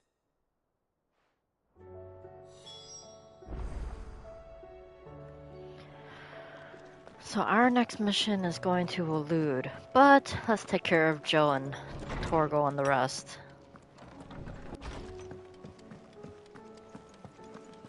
First things first, Joe.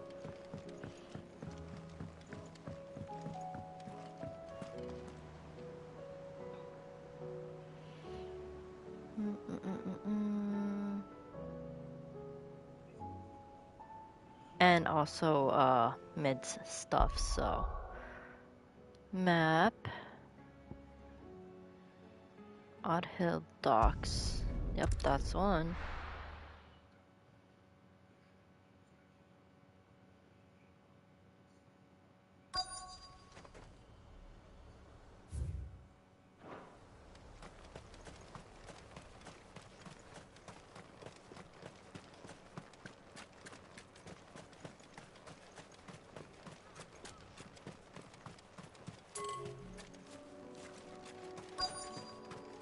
Oh, so this is the place then.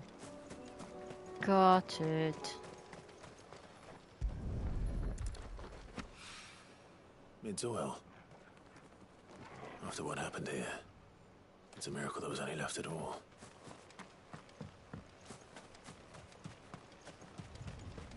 So that just means I gotta take a look around.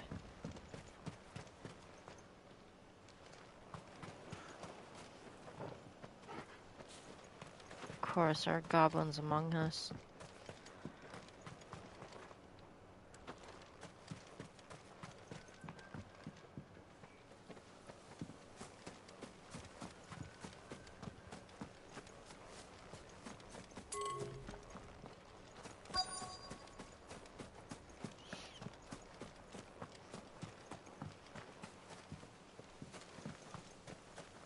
There it is.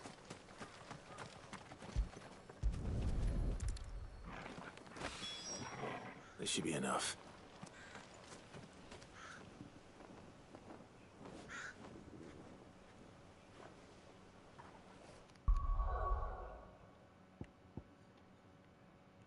In Karava.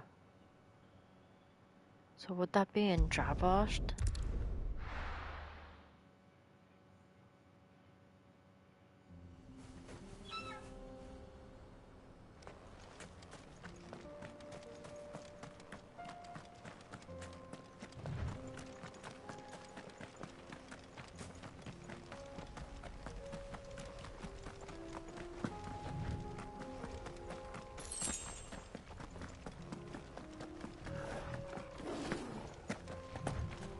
Here we are again. Karava. If you were a tortoise, Torgal, where would you hide?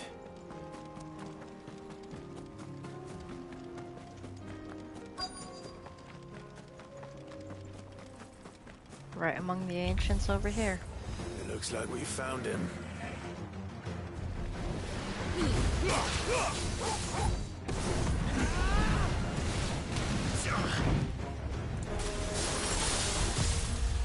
Torgal, kill!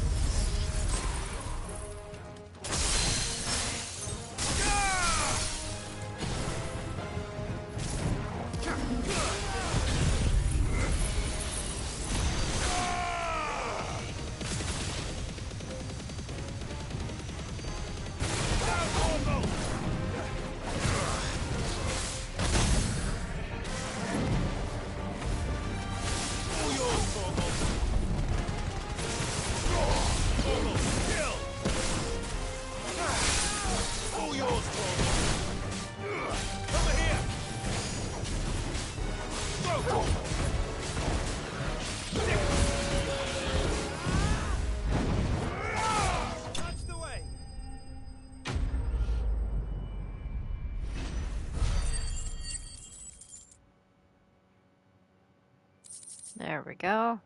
Better get Adamant these shell. materials to Mid so she can finish her prototype. Now back to the base.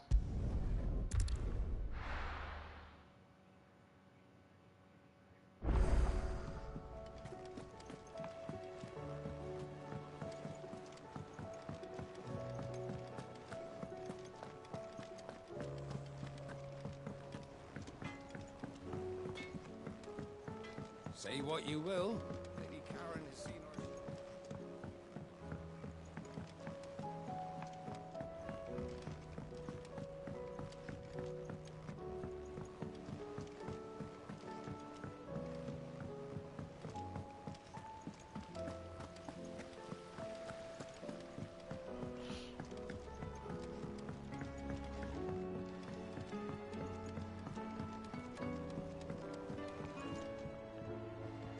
Mid, tell me this is all you need.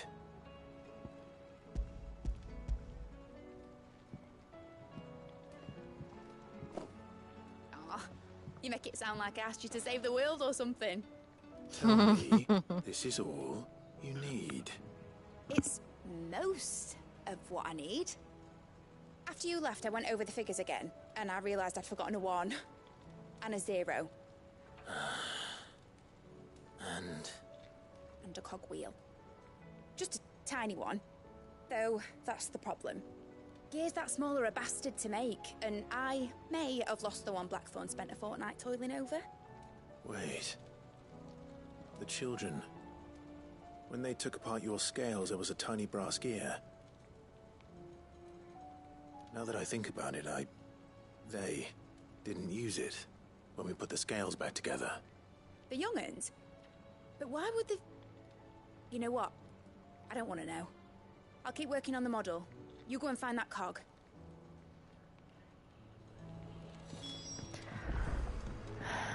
Time to ask the young ones what they did with it. Has Midadol mentioned a new project yet? Not exactly. Sid! Is Mid still hiding from us? She wasn't hiding. She's fine. She's just busy working on her next project. A new invention? What is it? What is it? Is it an airship? I bet it's an airship! Do you think she'll let us help? That just so happens to be why I'm here. She needs something special, something only you three can provide. A brass gear. A tiny one. One that might fit on, say, a set of scales? Oh, the one you forgot! We remember! We saved it, just in case. It's in the bag of bits. Since your lesson, we've been disassembling, then reassembling everything we can find. All the pieces that are left over, we keep under our beds, just in case. That's good to know. Look! I found it!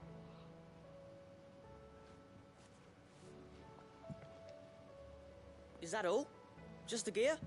We have more parts if Mid needs them. That's all for now. But I'll let Mid know about your hoard. Just in case. Thanks, Sid.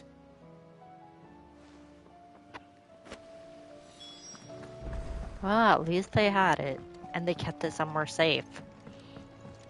Thank God. Well, did they have it?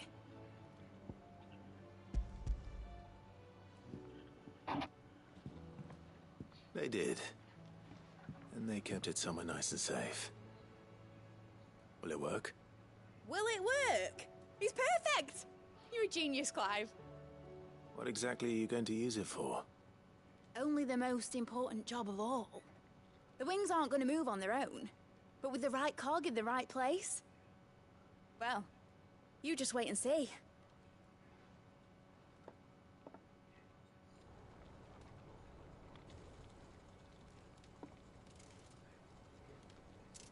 That should do it.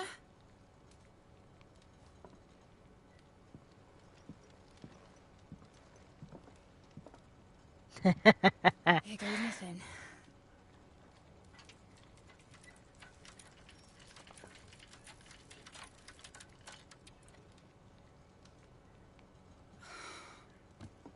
Titan's tits.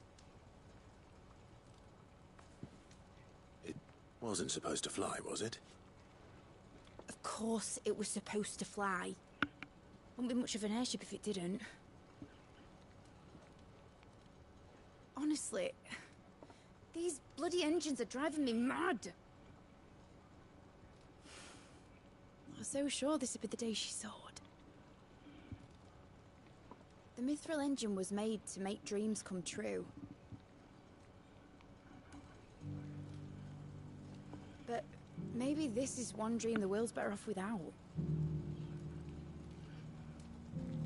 Show folk how to take flying. It won't be long till they're raining death down on each other. People will lose their homes. Children, their mums and their dads. Like I lost mine. I'm sorry. So am I, Clive. So am I. Sorry that I have to choose. Do I follow my head? Or do I follow my heart?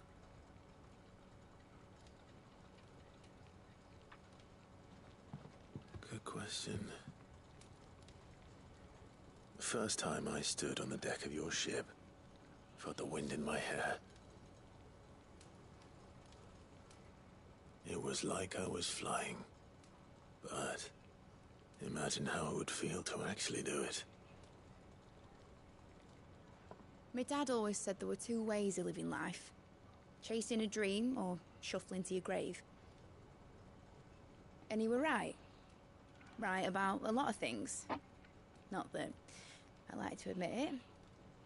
People need dreams to chase. Especially in a world like this.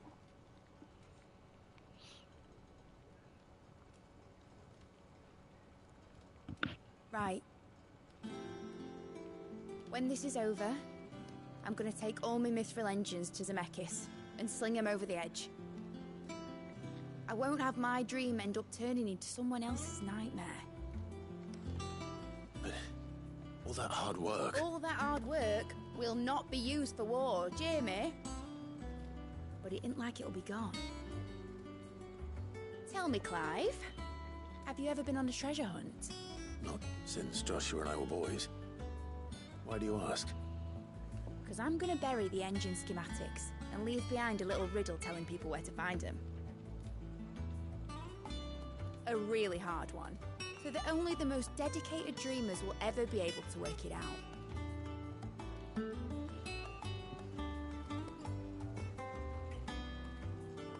Ooh, I can picture it now. Some daft general squinting at the words with a gormless expression on his mug. Like that one, yeah. Right.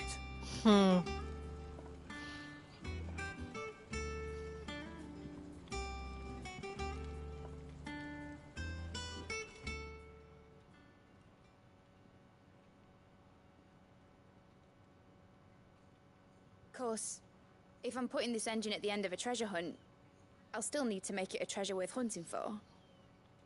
Won't be much of a prize if it couldn't even make a toy boat fly after all. My dad always said, dream big. But it ain't the size of a dream that's important, is it, Clive? Only that it's a good one. And I reckon I've got a fair few good uns left in me. I'm sure you do.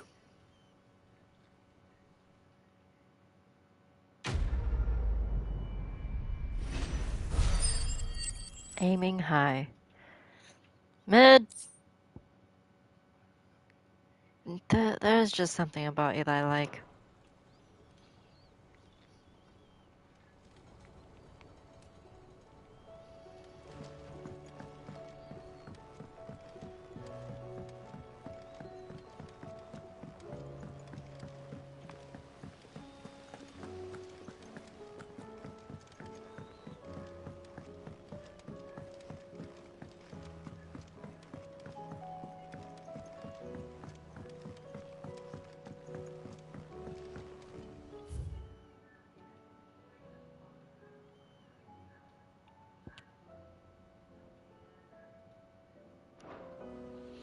Oh, right. I almost forgot to turn that one in.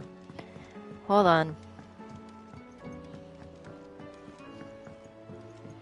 Let's go on up and turn that one in for that mission. I almost forgot about it.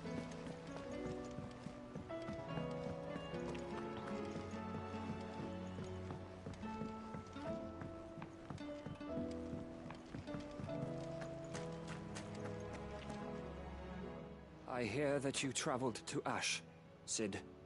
Did you by any chance recover the names of my fallen friends? I did. Yes.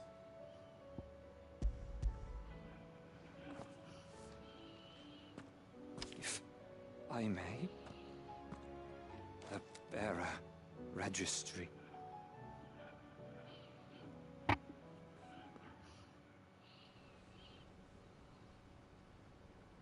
The director was a brutal man. He got no worse than he deserved. The registry was all I found beneath the tree. There was no sign of a body.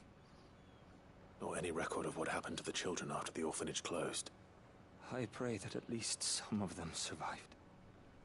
All their names are here. The ones we lost. My friends. My light in those dark times. I can still remember their faces, like it was yesterday. Children who were taken from their bunks in the morning, never to return. No explanation ever offered. They'd be happy to know that you survived, Herman. But why did I make it out alive, when so many others died in that awful place? It's not your fault. And blaming yourself won't bring them back. Honor their memory. See that their names live on. That way, at least. They're never truly gone. Thank you. Sid, I'm going to write a book. An account of the horrors of Badbach, and the spirit of those its custodians sought to crush. All of Valisthea will know of our suffering, and in the name of those I lost, I will not let it happen again. Neither will I. These records would have been buried for all eternity, were it not for you.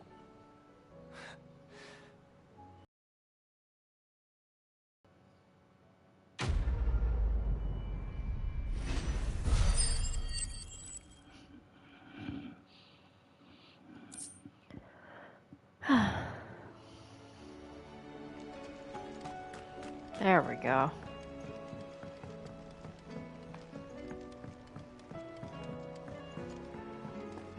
Has Little mentioned a new project yet? Not exactly. So we have to make for Garnick next. Out in Waloed. Hopefully this is the last time we have to come to Waloed. Because we're just trying to unlock Echoes of the Fallen, if anything. For the new DLC.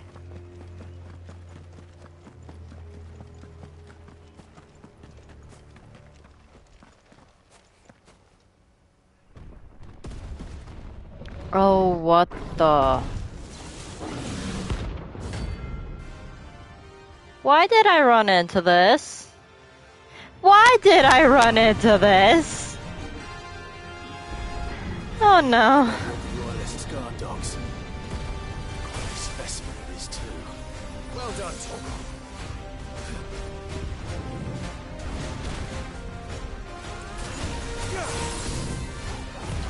Too slow.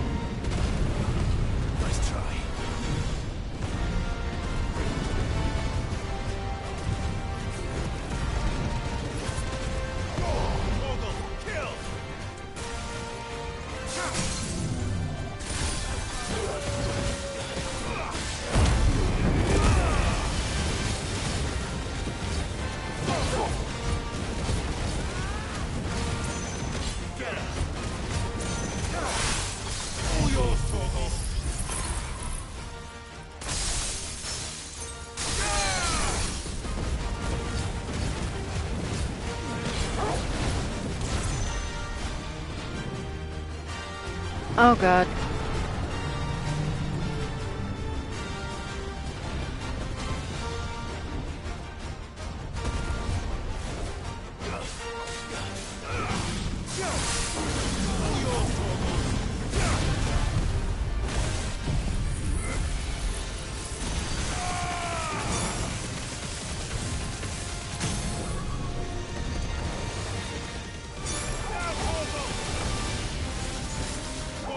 Kill!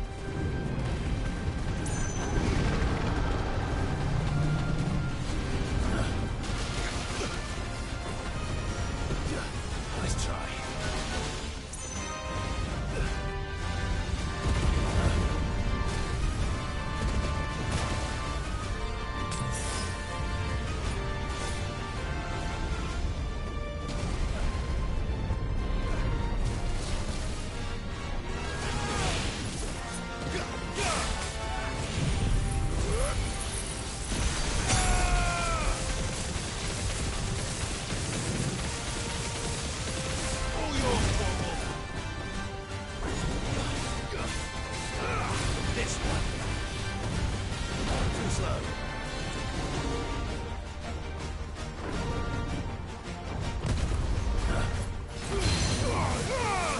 Down, Torgal! Kill! Down, Torgal!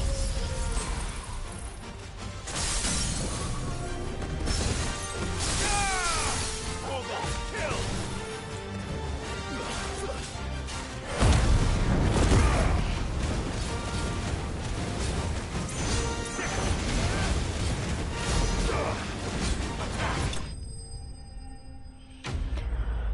Oh, okay. I was not planning for that. I was not planning for that. No match for you, eh, Torgal? I was not planning for that at all.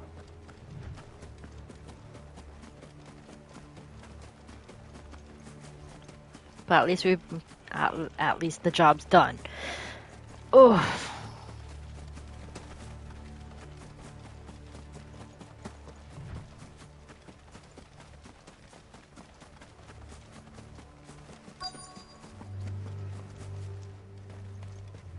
The entire village looks abandoned. Now, which house would a bookworm live in?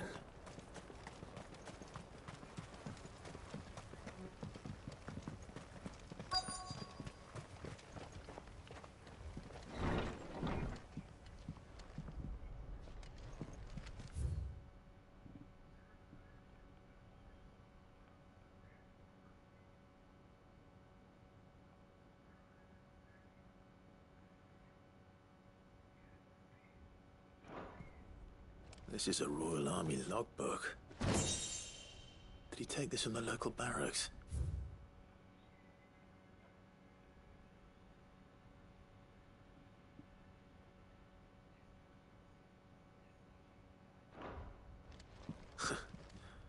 His interest.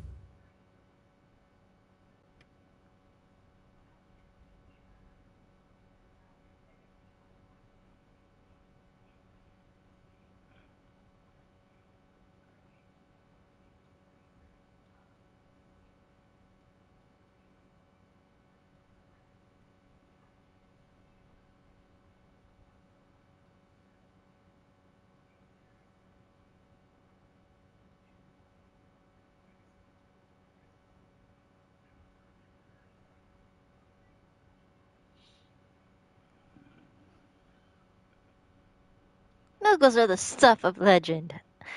This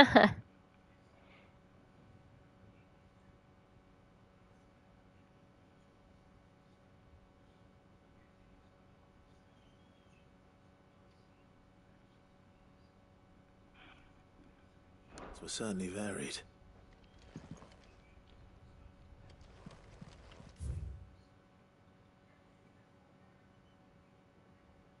The Fall of Bearers.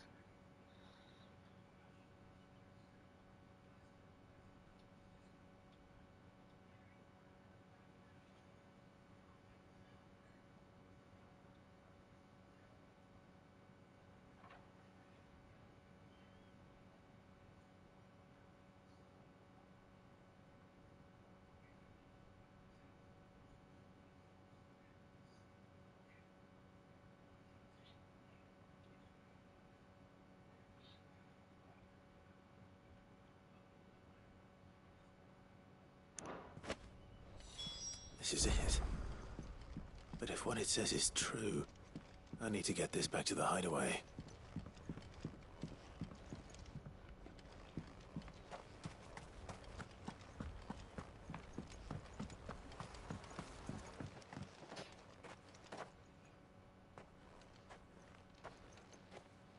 Leaving so soon, stranger?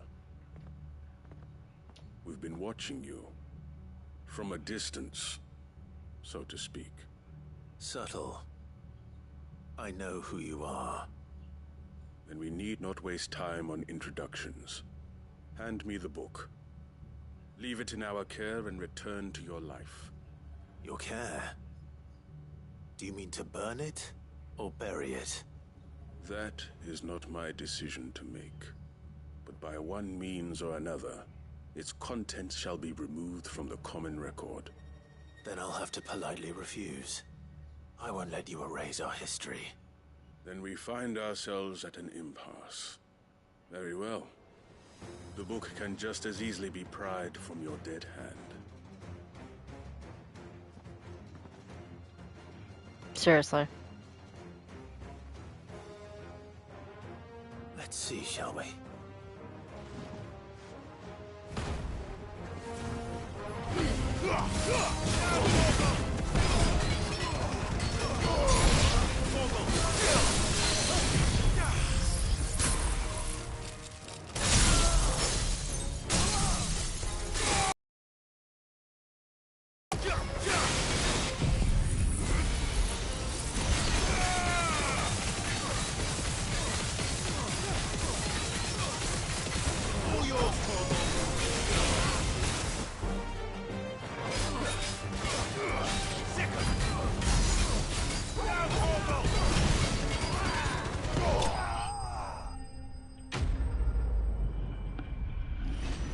Easy peasy lemon squeezy.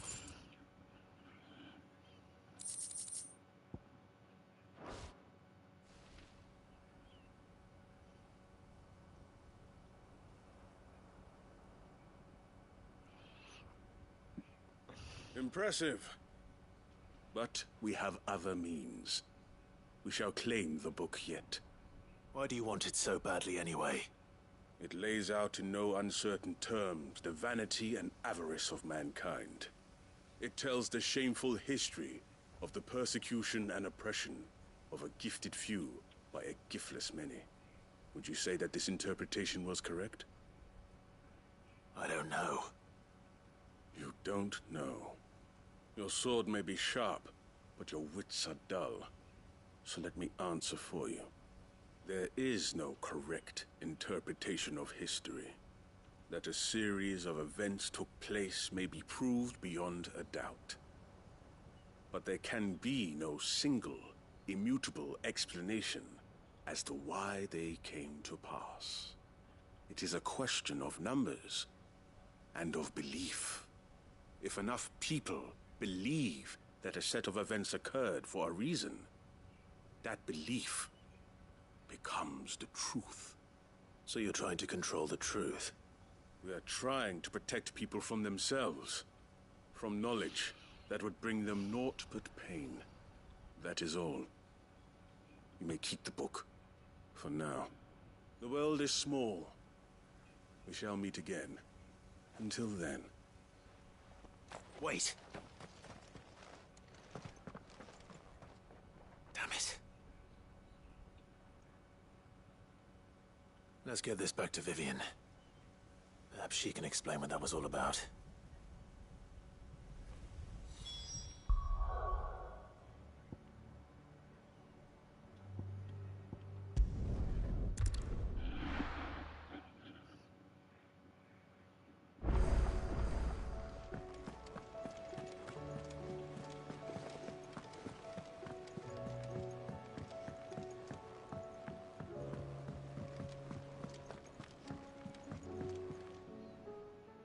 Vivian. I found it. The book you lost.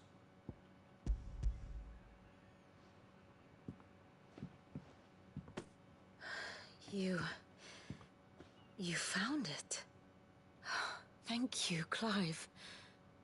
Even though I asked this of you, I was not entirely sure it would be possible. I feared the executors had seized every copy. I met with one of these executors, and I convinced him to let me keep it. He told me something. That the truth is just a matter of collective belief. And that if enough people believe a lie, that lie becomes the truth. It does. But it also means that the truth is not immutable. That it can be changed. Provided that those who wish to change it can convince enough people that their perspective is the correct one. As the sad history of the bearers proves. You said that the book inspired you to become a scholar. It did. Or its author, rather. She was a heretic, you see. A firebrand and a dissenter. A gallows stood ready for her in every corner of the realm. And by shunning society, or perhaps being shunned by it, she stumbled upon a truth so potent that an entire realm trembled at the prospect of its utterance. I, too, have always felt somehow set apart from the world of men. A stranger to my own species. She taught me that my solitude was not a curse, but a gift. And that, though my journey to the truth might be a lonely one, what I found at my destination would be more than worth the cost. Do you still feel that way? That you're not one of us? Honestly, I'm not entirely sure anymore. Since coming to the Hideaway, I find my thinking somewhat clouded. Perhaps the result of studying mankind from a rather closer perspective than I had intended. But the more I study, the more I find value in this perspective. In looking not from the outside, but from within. So if you'll permit me, I'd like to continue my work here. Remember, Clive, when enough people believe, belief begets truth. Give the men and women of this benighted world the gift of truth. Make them believe in you, as I do. I'll try, Vivian. I'll try.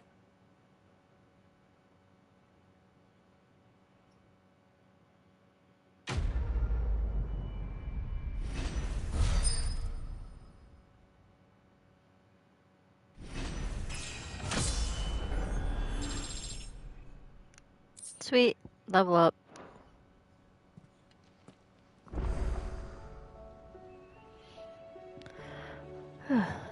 And now for Jill's quest.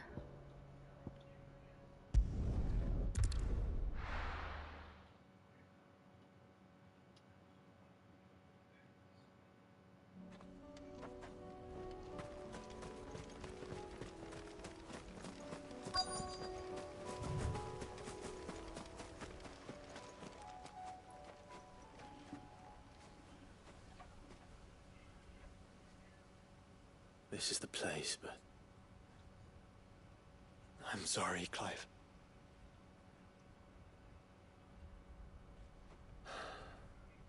Has nowhere been spared.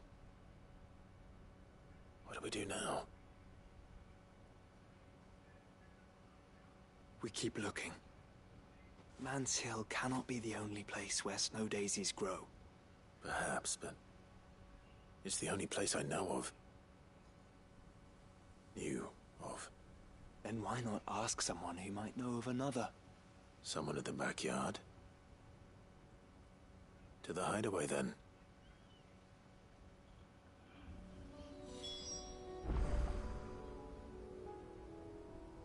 You make me come out here, and now we have to go back to the Hideaway. Oh my goodness.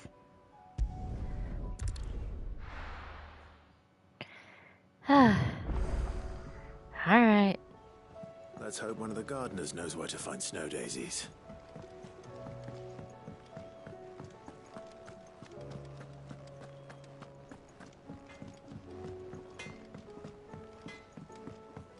Say what you will, Lady Karen is...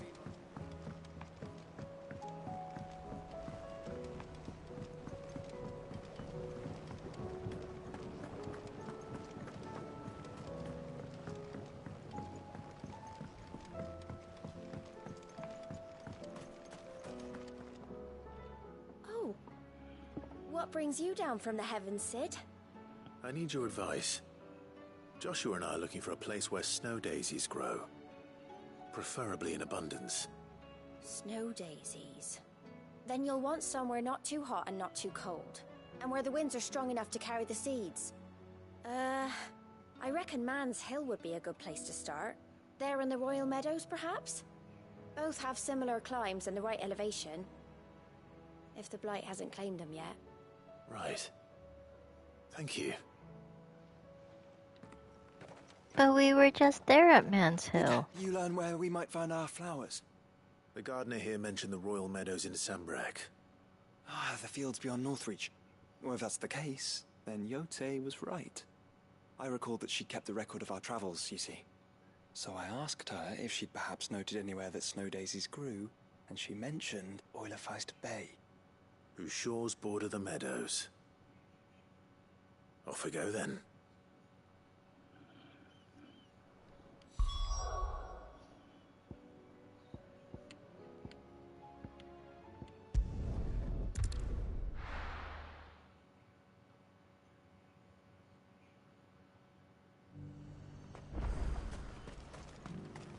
And how might I help the garrison today?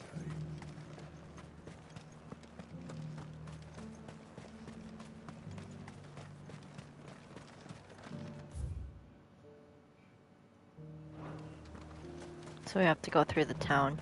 Got it.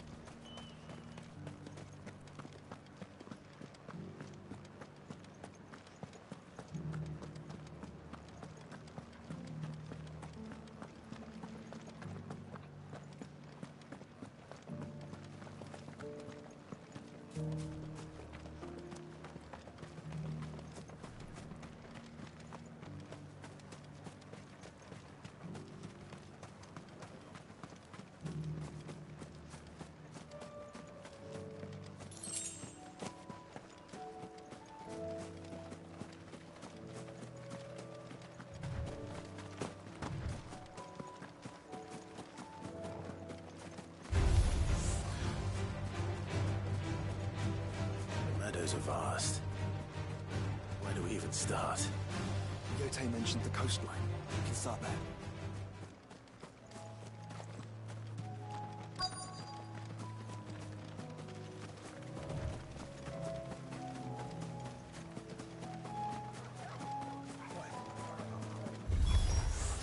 Look, brother. You see them? I do. Flowers. And our friends.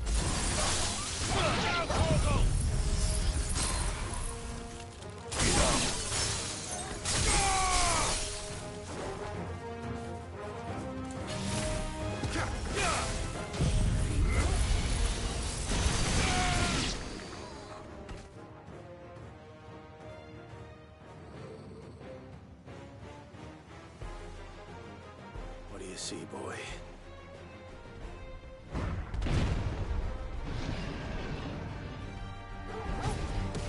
Let's hope this is the last one. Only one way to find out. Kill!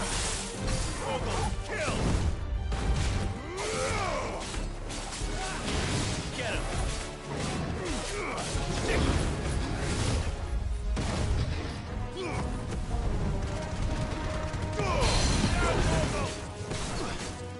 Over here!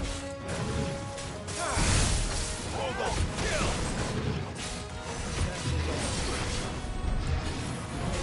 Useful.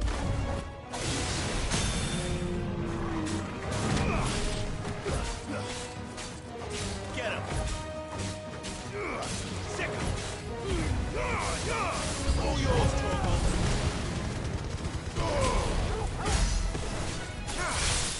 Torgal, kill!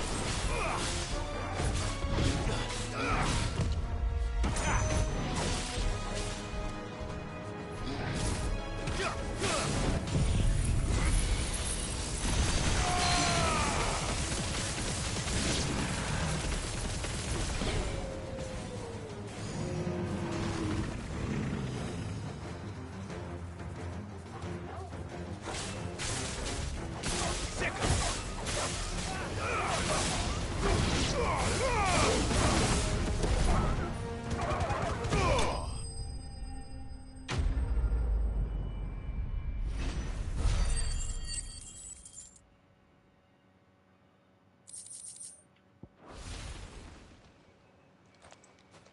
That was harder than I expected.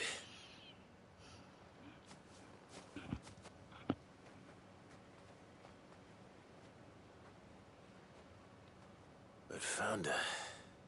It was worth it. They're beautiful. Do you think Jill will like them? She'll love them. Come on. Let's go.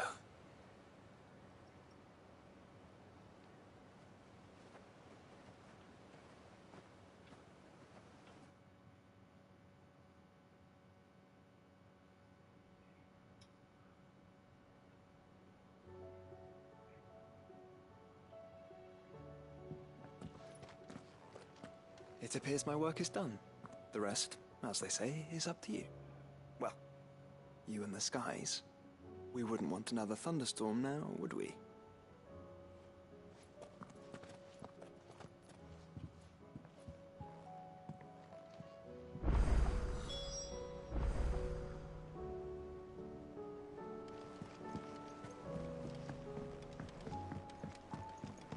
Hold tight, boy. Almost there.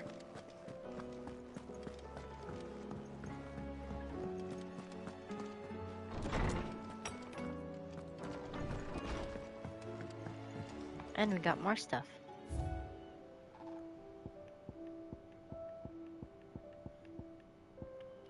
So we got the model of the airship, and we got the scholar's bonnet. So we have literally 1, 2, 3, 5 more stuff to go.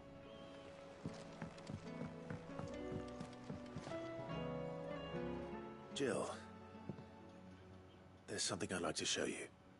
There is? And where might this something be? It's, not here. Now, I know this is sudden, but how would you fancy a trip to Oriflamme?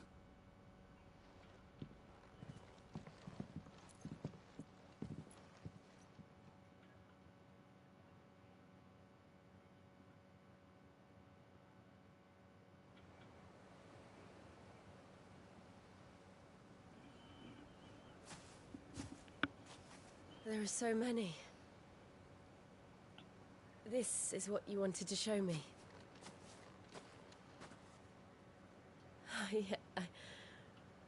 I don't know what to say. You don't need to say anything. The smile on your face is enough. We've been worried about you, Joshua and I. Do you remember when I took you to Man's Hill? Or tried to? How could I forget? You saw me crying and thought a change of scenery might lift my spirits. In the end, it earned me a nasty cough and a stern scolding from your mother. But I felt wonderful nonetheless. I'm sorry. I had no idea what I was getting us both into. But I couldn't bear to see you like that. Before we left, my chambermaid told me she'd overheard your mother talking about my marriage prospects with some of the noblewomen at court.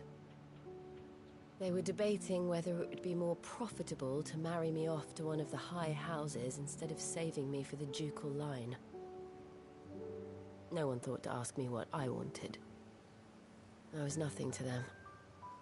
A pawn at best. I felt so trapped. So lonely. I didn't know. But I wasn't alone. You were there. Your hand in mine as we ran for those oaks. And I knew then, no matter what happened, I would be all right. I'll never forget that feeling.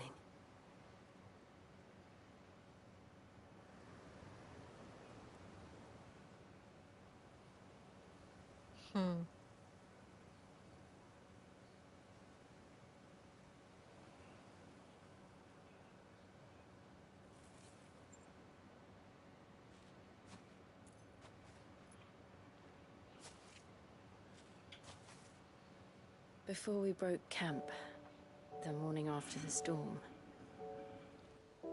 do you know what I did? No? What? I slipped away from my governess to climb the tor. And from there I saw a sea of petals, all reaching for the sun. realized that no matter how terrible the night, dawn would always come.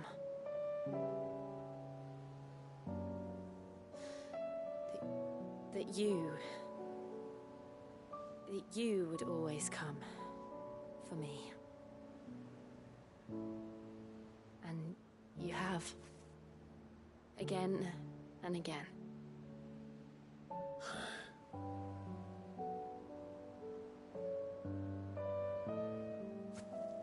Where do you see us?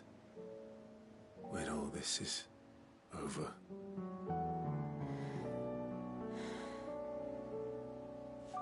I don't know.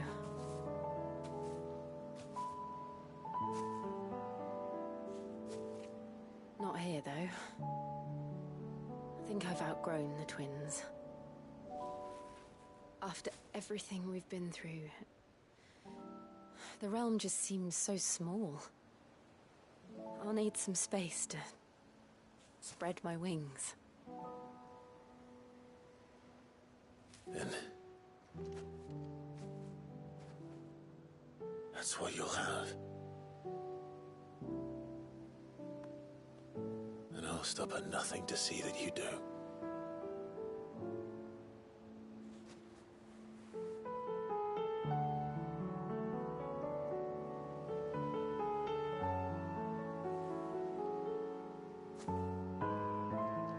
I never was much good at garlands, but it'll have to do.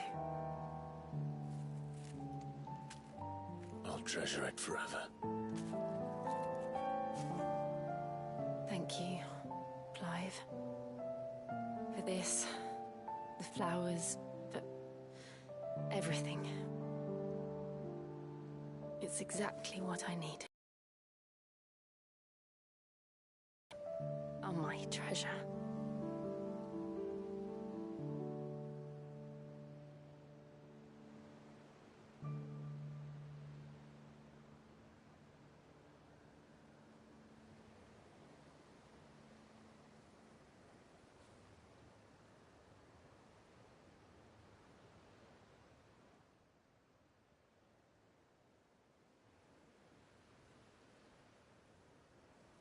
We should probably be getting back.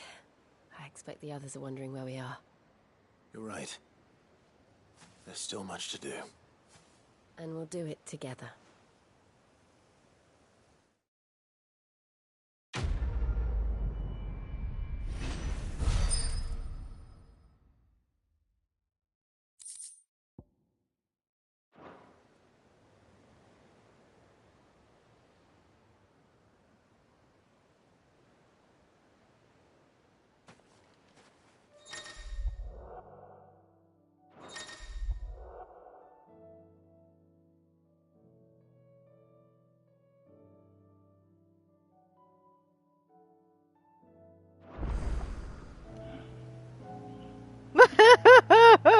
Yes, we have unlocked Echoes of the Fallen. Oh my god, that took so long. Ugh. I'm happy now. But let's go finish up Torgal and then we can call it a night and then we'll continue with Echoes of the Fallen on another day. Back to the hideaway!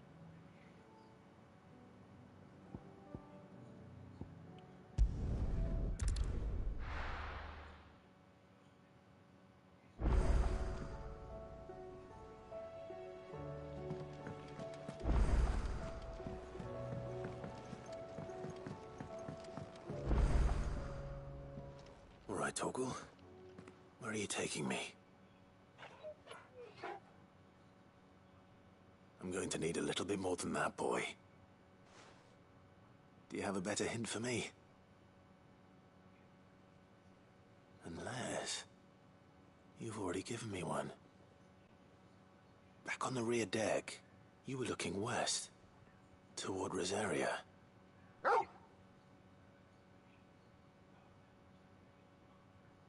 Why don't we try the rookery?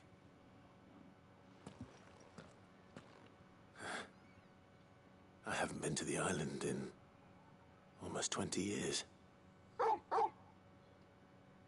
To Port Isolde, then. Fingers crossed the old mooring is still there.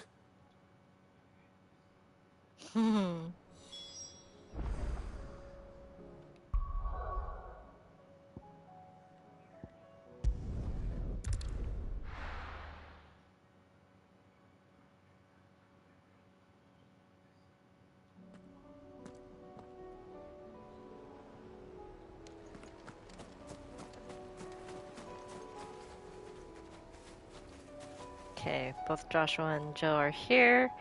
Good.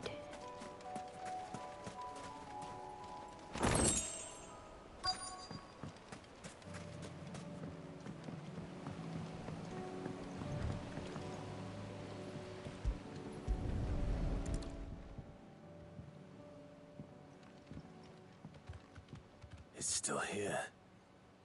After all these years. A lot smaller than I remember. And you're a lot bigger. You might have to swim, boy. I wasn't being serious. You two go on without us.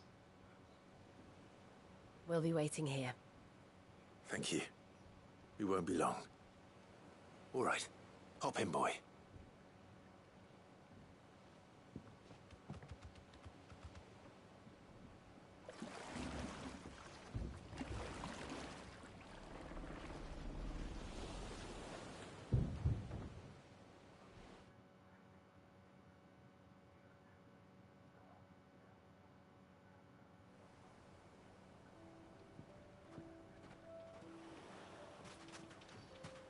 This place hasn't changed at all. The rookery's right through those trees. Come on. Race you there? I bet I could still beat you.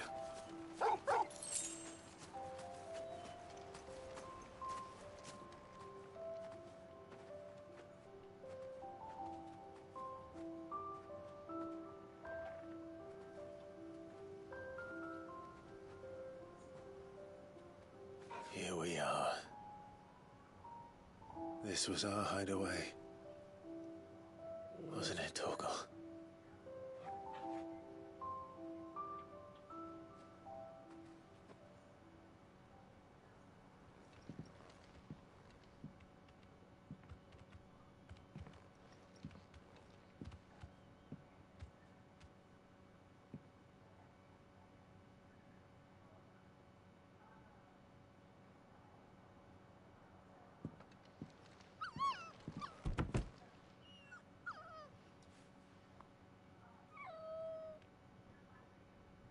Coming here helped me to forget who I was.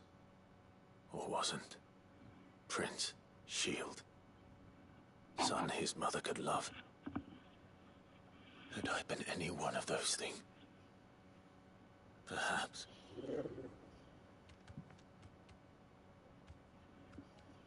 What is it, boy?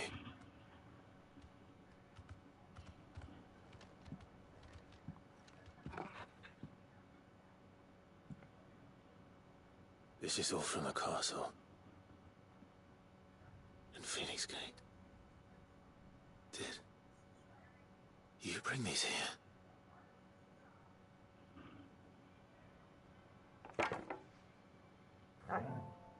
Aww. Sparring sword. Aww. Well, well. You never stopped looking for me, did you, boy?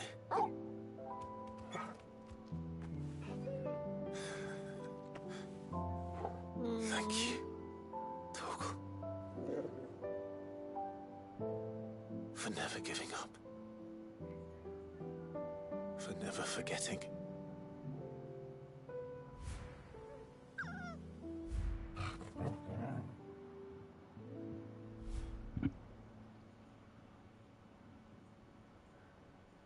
Let's take this with us, shall we? So I don't forget either.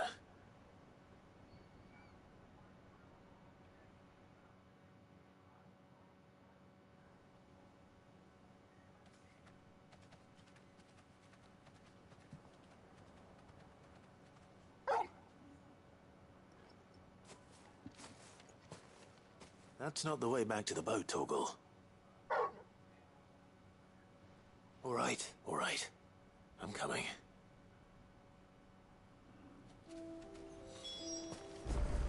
I think I know where we're going.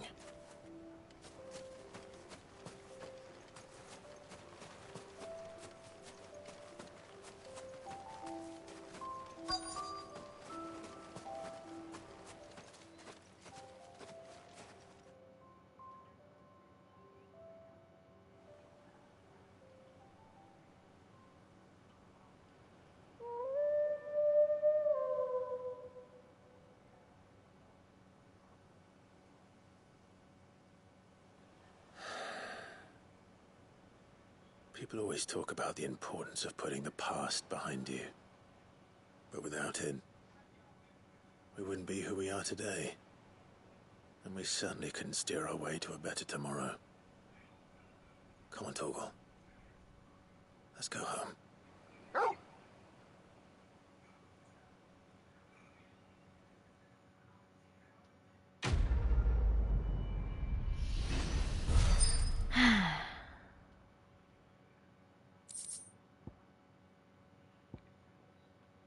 Torgal, you really are a good boy.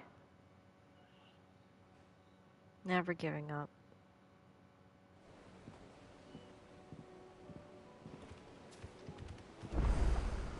Sorry for the wait.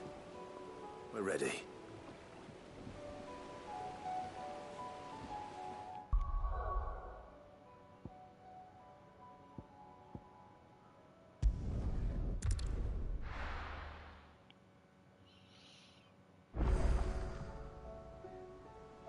But it seemed that there's one more side quest. Excuse me?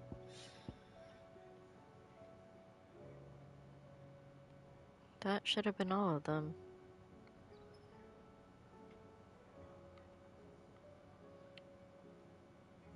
Wait. The reading table? There's one more thing on our desk.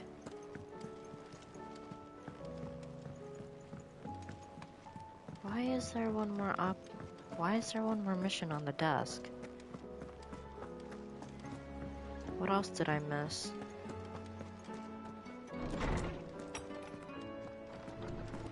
Well, for one,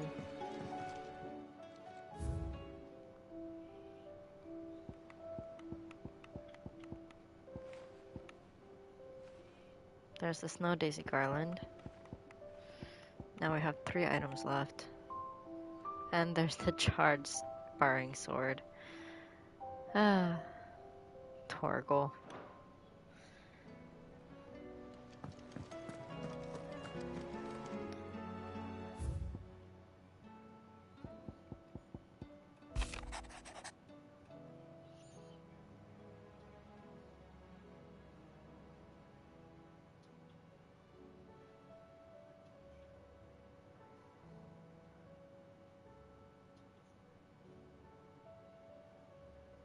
Ah.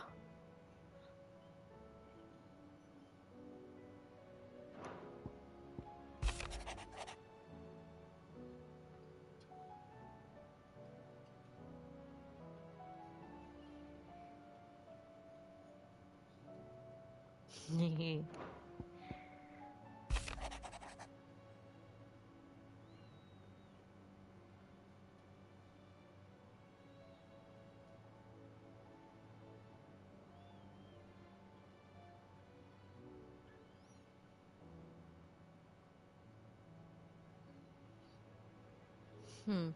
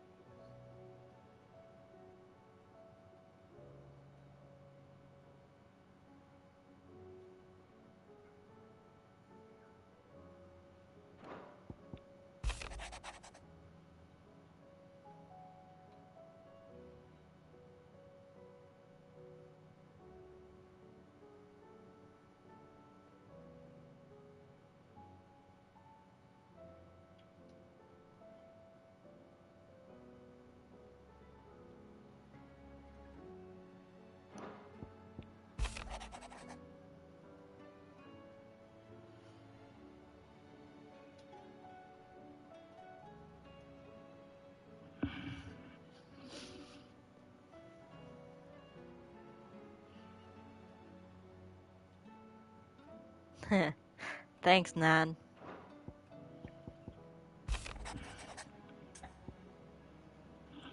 Oh. A mission for you, old Hippocrates? Okay.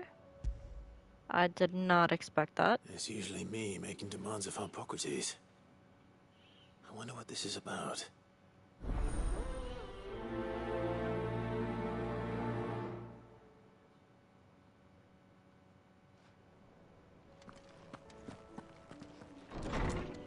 I guess we have one more mission before we end things for the night.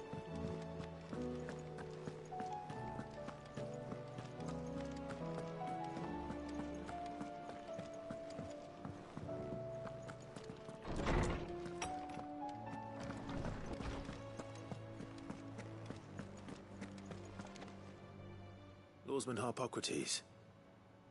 I received your note. Ah, yes. I expect you're wondering what this is all about. You spoke of making amends with Dion, but I can't imagine what for. Then I should begin by telling you that I was once his tutor. This was some years ago, of course, before I joined Sid in his hideaway. At that time, I was counted among the foremost scholars of Oriflamme, and was accordingly invited to the palace to supervise the young prince's education, all to ensure that the future emperor had a firm grounding in, well, everything an emperor should. History, religion, commerce, government.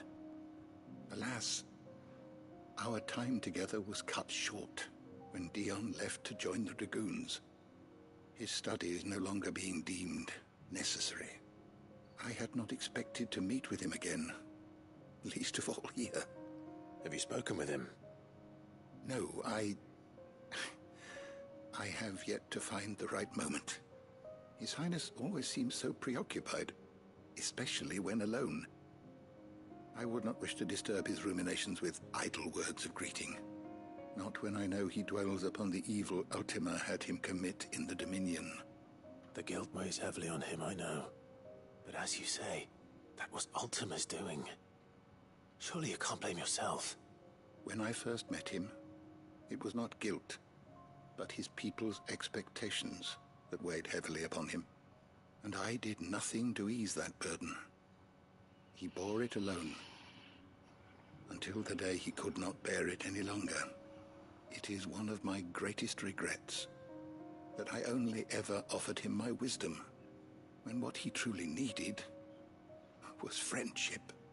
The blame for Dion's transgressions lies not only on his shoulders, but on mine. I see. I'm ready to help you in any way that I can. Then I beg that you bring me a wild wyvern tail. Apothecaries across the ages agree that even to glimpse such a flower is to be granted inner solace. Fabulists and fraudsters all, of course. But there is oft a seed of truth to be found where even the most outlandish opinions align. Well, it can't hurt to try. Where can I find this flower? And how will I know it? You have seen cultivated wyvern tails before, I trust. The lily-white blossoms from whose roots the poisonous ink for the brand is distilled. Well, those which grow in the wild differ only in their purple hue. The harsher the environment in which they are raised, the deeper the color. There is a waterfall in Rickmal's roost across the strait, where the flowers once grew in abundance. Whether they still survive there, I know not. But try as I might, I can find no likelier location. It's all right. I'll find you a wyvern tail one way or another. Thank you, Clive. And please, be safe.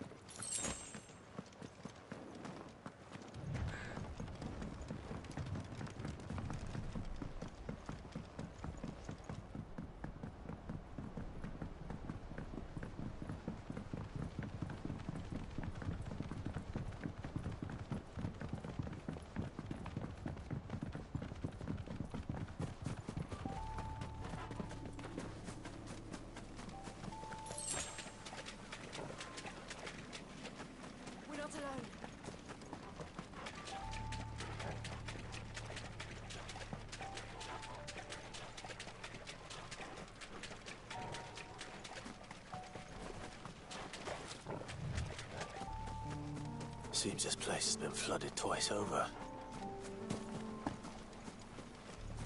Purple flowers blooming next to a waterfall. Shouldn't be too hard to find.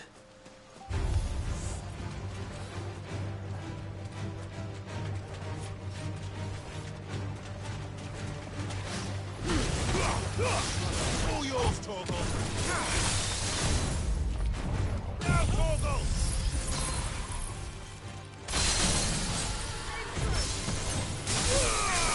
Torgal, kill!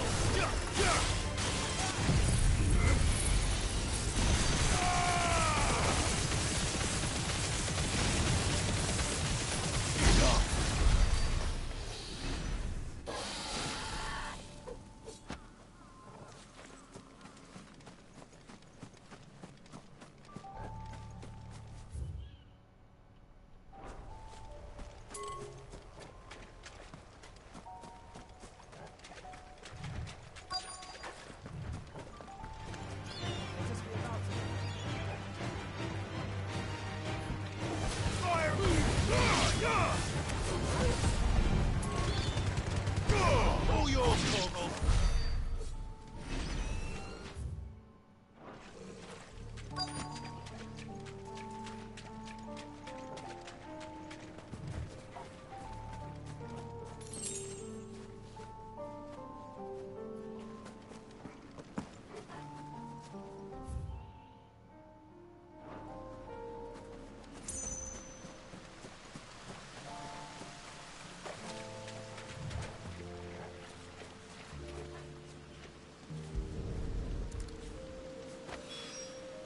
Here they are.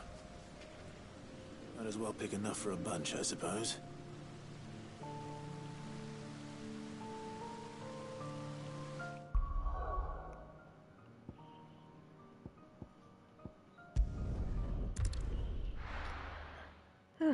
Got our flowers.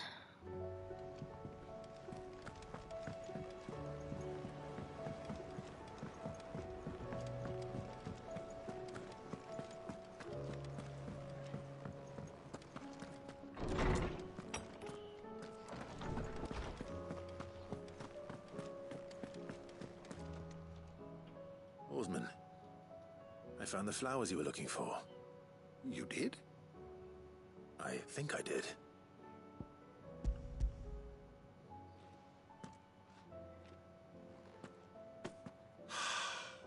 You did indeed. My dear boy, thank you. You wanted to make Dion a gift of one, did you not? Shall I invite him to join us?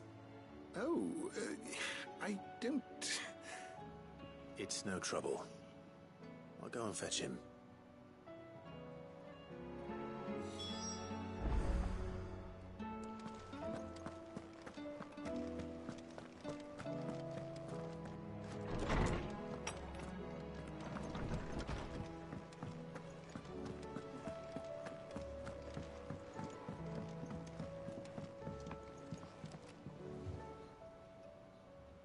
Your Highness, would you do me the honor of accompanying me? No. It is time, then. No. Only to the shelves. Our lawsman has something he'd like to give you. Master Harpocrates. No. I dare not show my face before him. Not after everything I have done. I have taken countless innocent lives. And ruined countless more. All because I was weak. I have sworn to atone for my crimes or die in the attempt. But were I to meet with him again, and see in his eyes what I have become,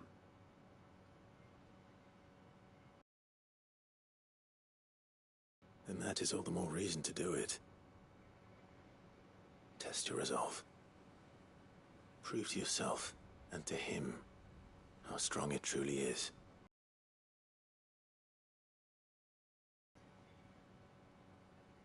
you are right. I must, at the very least, offer him my gratitude. Very well, then. Take me to him. Follow me.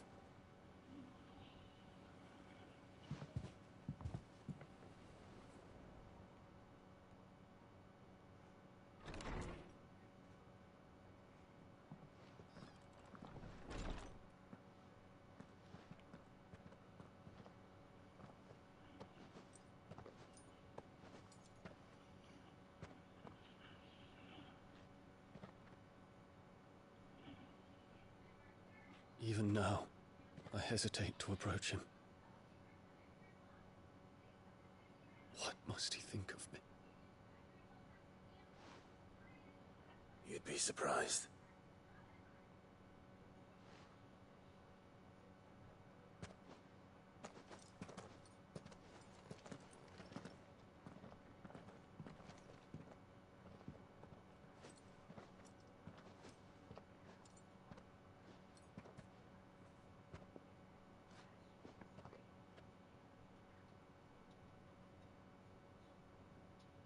Master Harpocrates, pray, accept my apologies for leaving your tutelage before my studies were complete. Your lessons opened my mind to a world quite unlike the one I had imagined from within the gilded confines of the palace. And I shall be forever grateful for the efforts you made to enlighten me. Lift up your head, Your Highness. The deeds of youth require no apology. That you took the time to visit me says much about the man you have become. Now, there is something I would like to show you.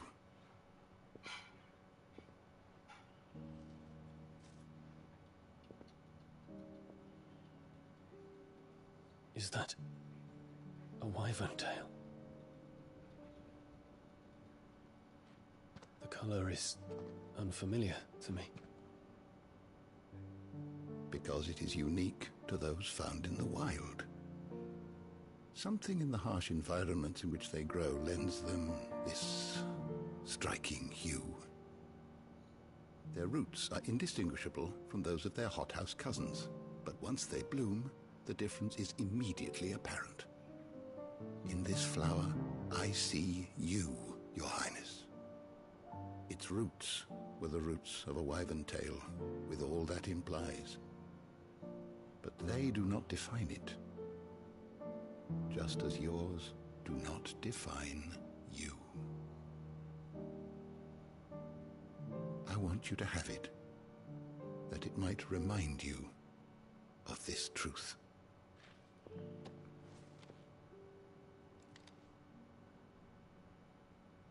Master Harpocrates, I would ask of you a service.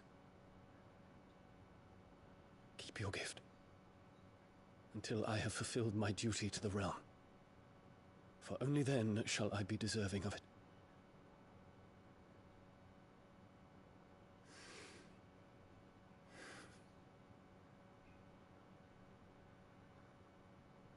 As you wish, Your Highness. I shall await your return.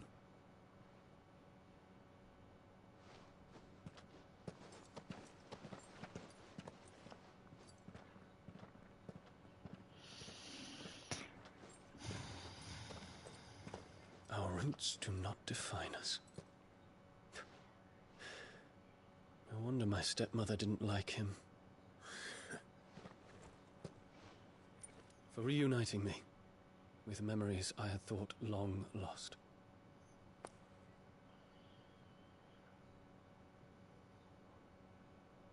I shall not forget this.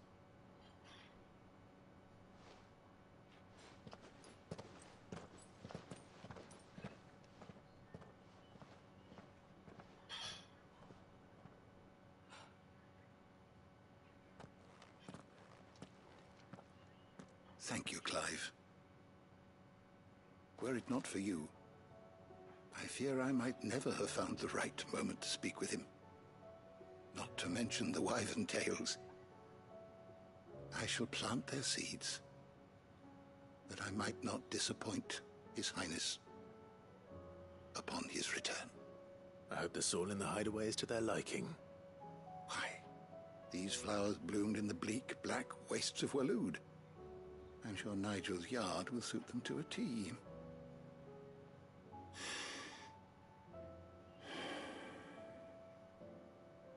When it comes to expressing one's gratitude, I find that words are seldom sufficient. Here. What's this? A stolas quill. or more precisely, my Stolas quill. 'Tis said that an owl's feathers are steeped in the wishes it hears over its long lifetime. All those words just waiting to pour out onto the page. So consider this my wish for you. That one day you may put down your sword and pick up that pen. Well, when that day comes, I'll certainly have a lot to write about. Thank you, Harpocrates. It shall have pride of place in my chamber.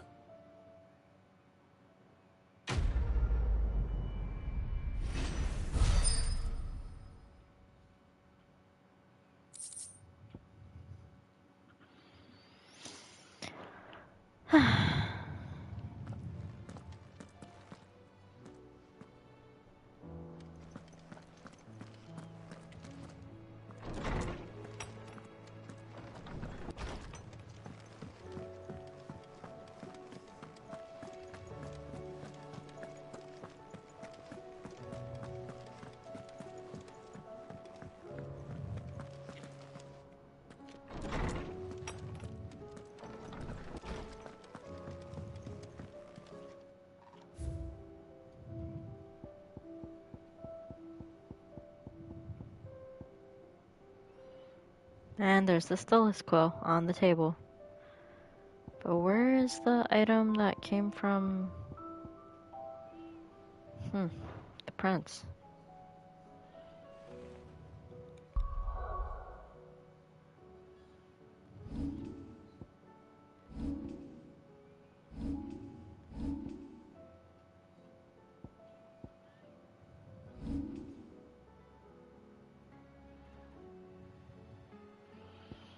We have all of the icons, except for one. But we'll save here for the meantime.